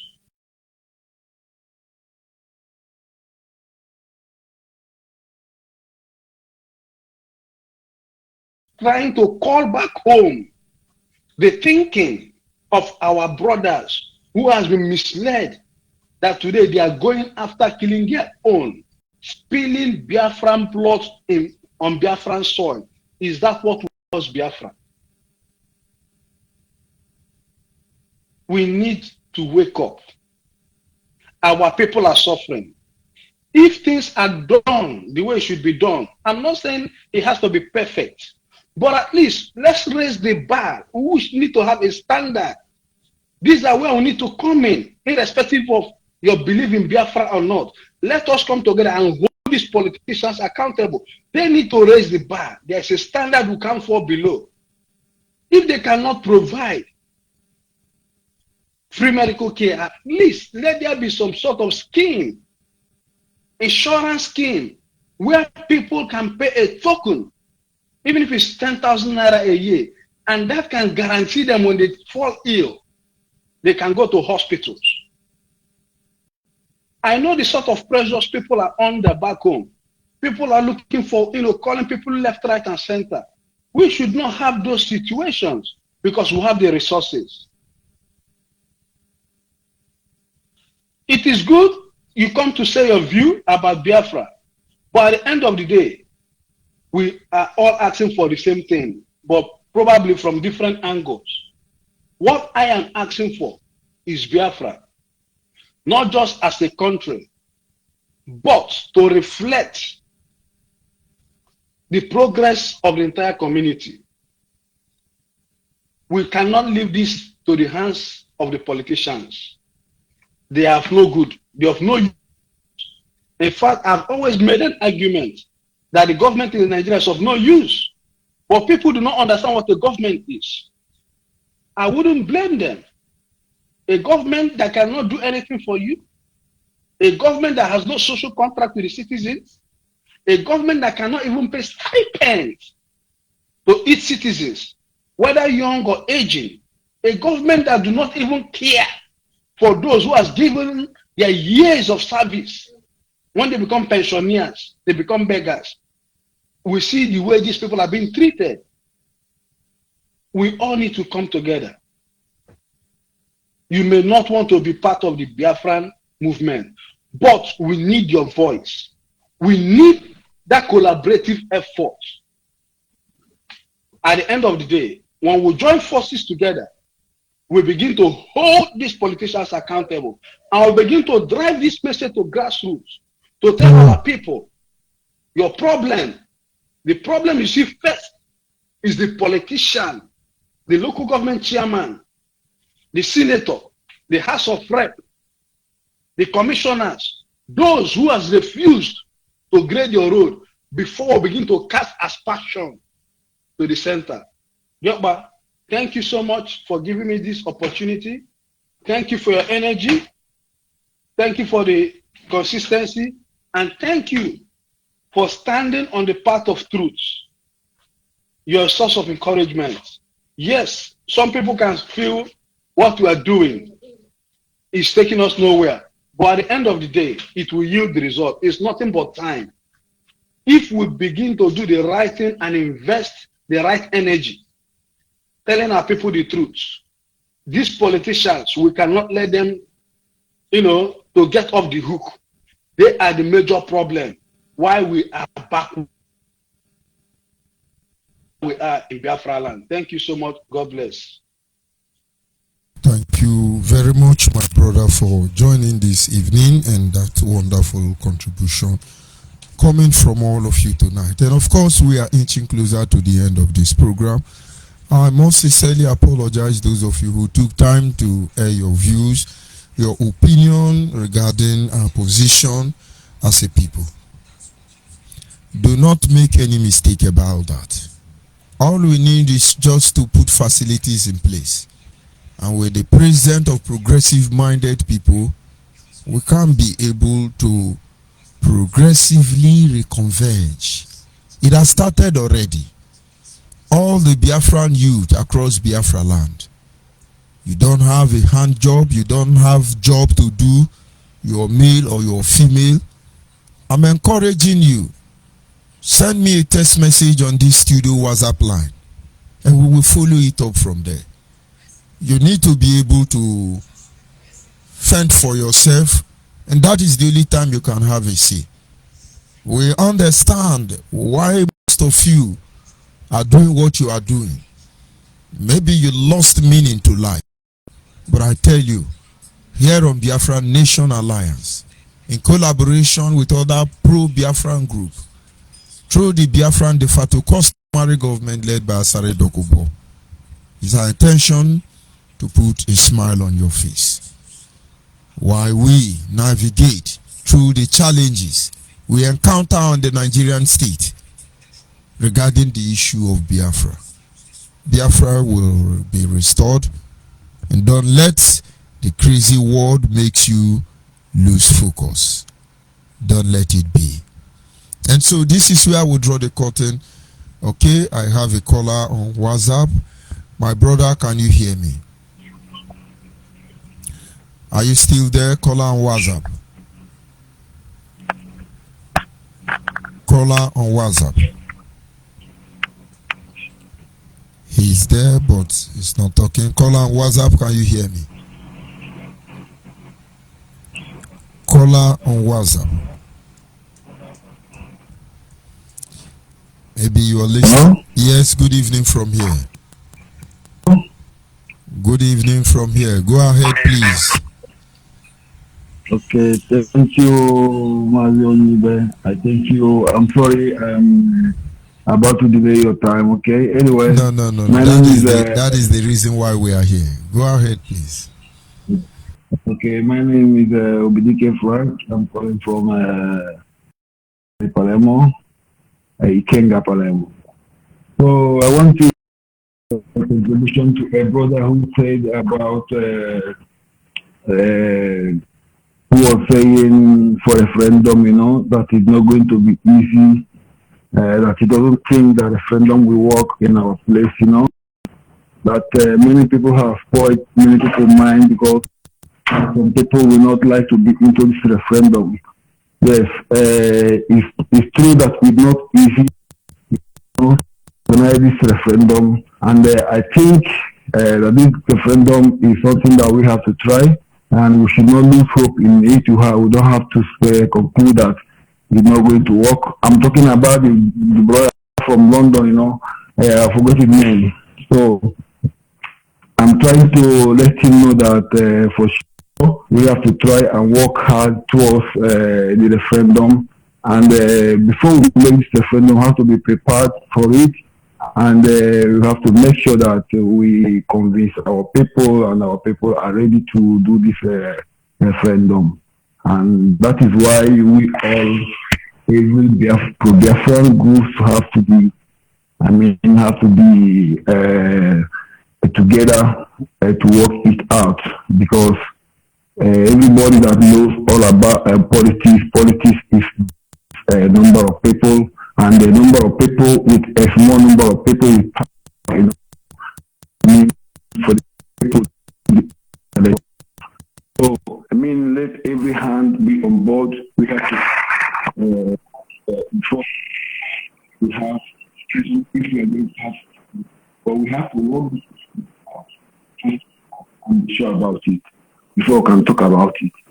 So, all I believe is that if we all work hard and get this unity we are looking for, and I know it's possible, because it's not that we are born being this unity, not true. And anything that has a beginning, I think has an end too. The only thing that remains forever is the originality, how things was. But if things never was like that, it's hard to change them totally for entirely. One day they're going to come back the way they was. So I think we are people with unity who have a voice that we wish to say on the one number also. So, and when people beginning to think about the means to achieve something, the means to achieve an estate, they have to know that the really first power there is the movement, which is unity. Because when everybody unites, listen, I'm not giving blame to all these governors or Haneses. For me, I see them as a minority with powers.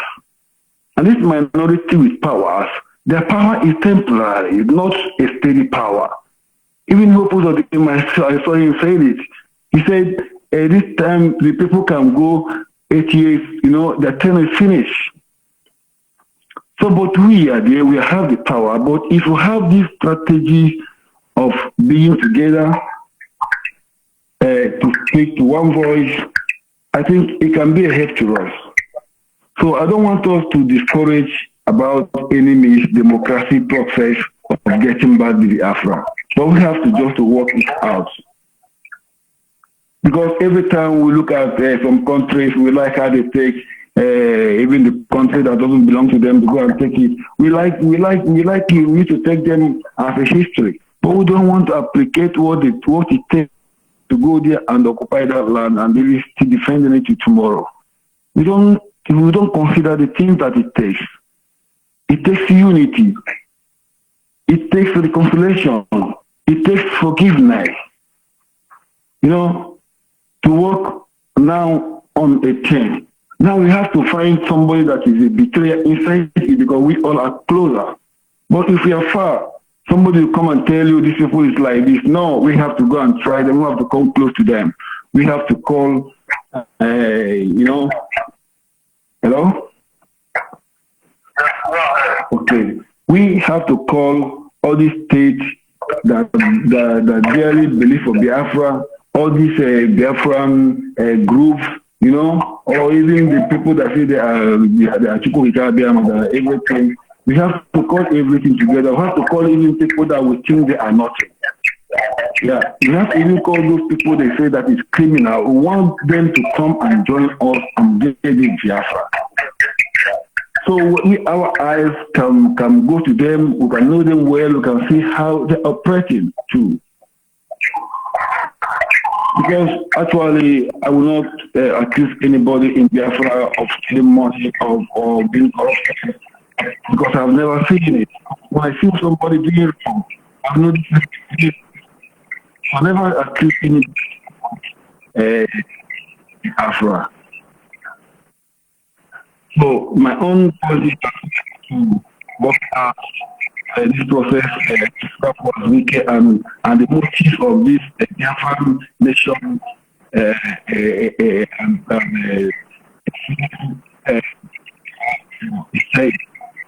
unity. We have to unite together. We have an assembly of the government now. We support one thing, we go and get our own freedom, because freedom is not what to fight by dividing this one is saying and that thing, this one saying and that thing. I was listening to one guy saying, this guy said that it's good to have many people seeking for the one big Biafra.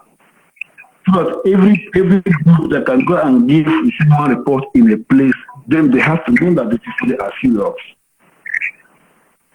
So we have to come here, this person will be there and say they have making this one will say here, they have to come up, this one is thief. Bro, we are confusing ourselves. So I really believe in this movement, because this movement is a changing step to restoration of Biafra. Whether people like it or not, they will still thank this radio for making the director to speak, transferring money account, making openly announcement that money in the house is a amount and his hand is not inside. I mean, this is achievement, one achievement, because past years there was nothing like that. So we have to get such achievements, such a changes to become a one group of people. We have to fight corruption. We have to fight corruption. We have to fight every person that is not giving us accountability and transparency. We have to fight against it. We have to fight against anything corruption. And our nature is a democratic nature. We are born democratic people. I see my village people, they do something as people that is democracy without adding this government level of doing something. All things are doing is democracy. They have to raise their hand to see who's going to lead them. So why do we want to become another people? So all I'm saying here is that we have to work any possible way of getting this Biafra through the due process of human rights code and for the system of democracy, for the standard of democracy. Because what we are looking, why we are leaving this country called Nigeria, is because there are no democracy enough. So I will not be the part of the people who is practicing something like Nigerian people, like the country, like the government. Because Fela Kuti, they have said it, they have seen this thing, they say it, and they die. So as some people are there, they're still being afraid to die. No. When you die, when you live, one day you will die. And when you're afraid of not saying what you know, that when you say it, you die, and you die with it, you feel yourself.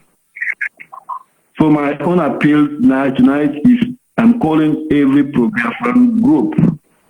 We have to work on ourselves. We should not blame these little people with power. When we agree on one thing, they have to come and negotiate with us. But we have to first of all to do this underground work in getting the heart of our people, educating our people how we can live, how the kind of government we want to practice in this Biafra. To tell the people the benefit about this Biafra. Because all these things you see we are doing in mouth. Now in mouth they take to put us in bondage. And the same mouth we are going to use to lose our people like it. So I pray tonight, and I thank everybody that is listening. I love everybody, and I want the best for Biafra. I want Biafran freedom. I think I'm one of the instrument of Biafra. So I have to be used for what I am. Thank you very much, and God bless you. Thank you, my brother, and good night from here. And so I want to use this opportunity to appreciate all of you who were able to call in, and my apology to those I cannot take their call at this moment. Biafra is the destination, and that is where we are going to. Tomorrow we'll continue from where we'll stop.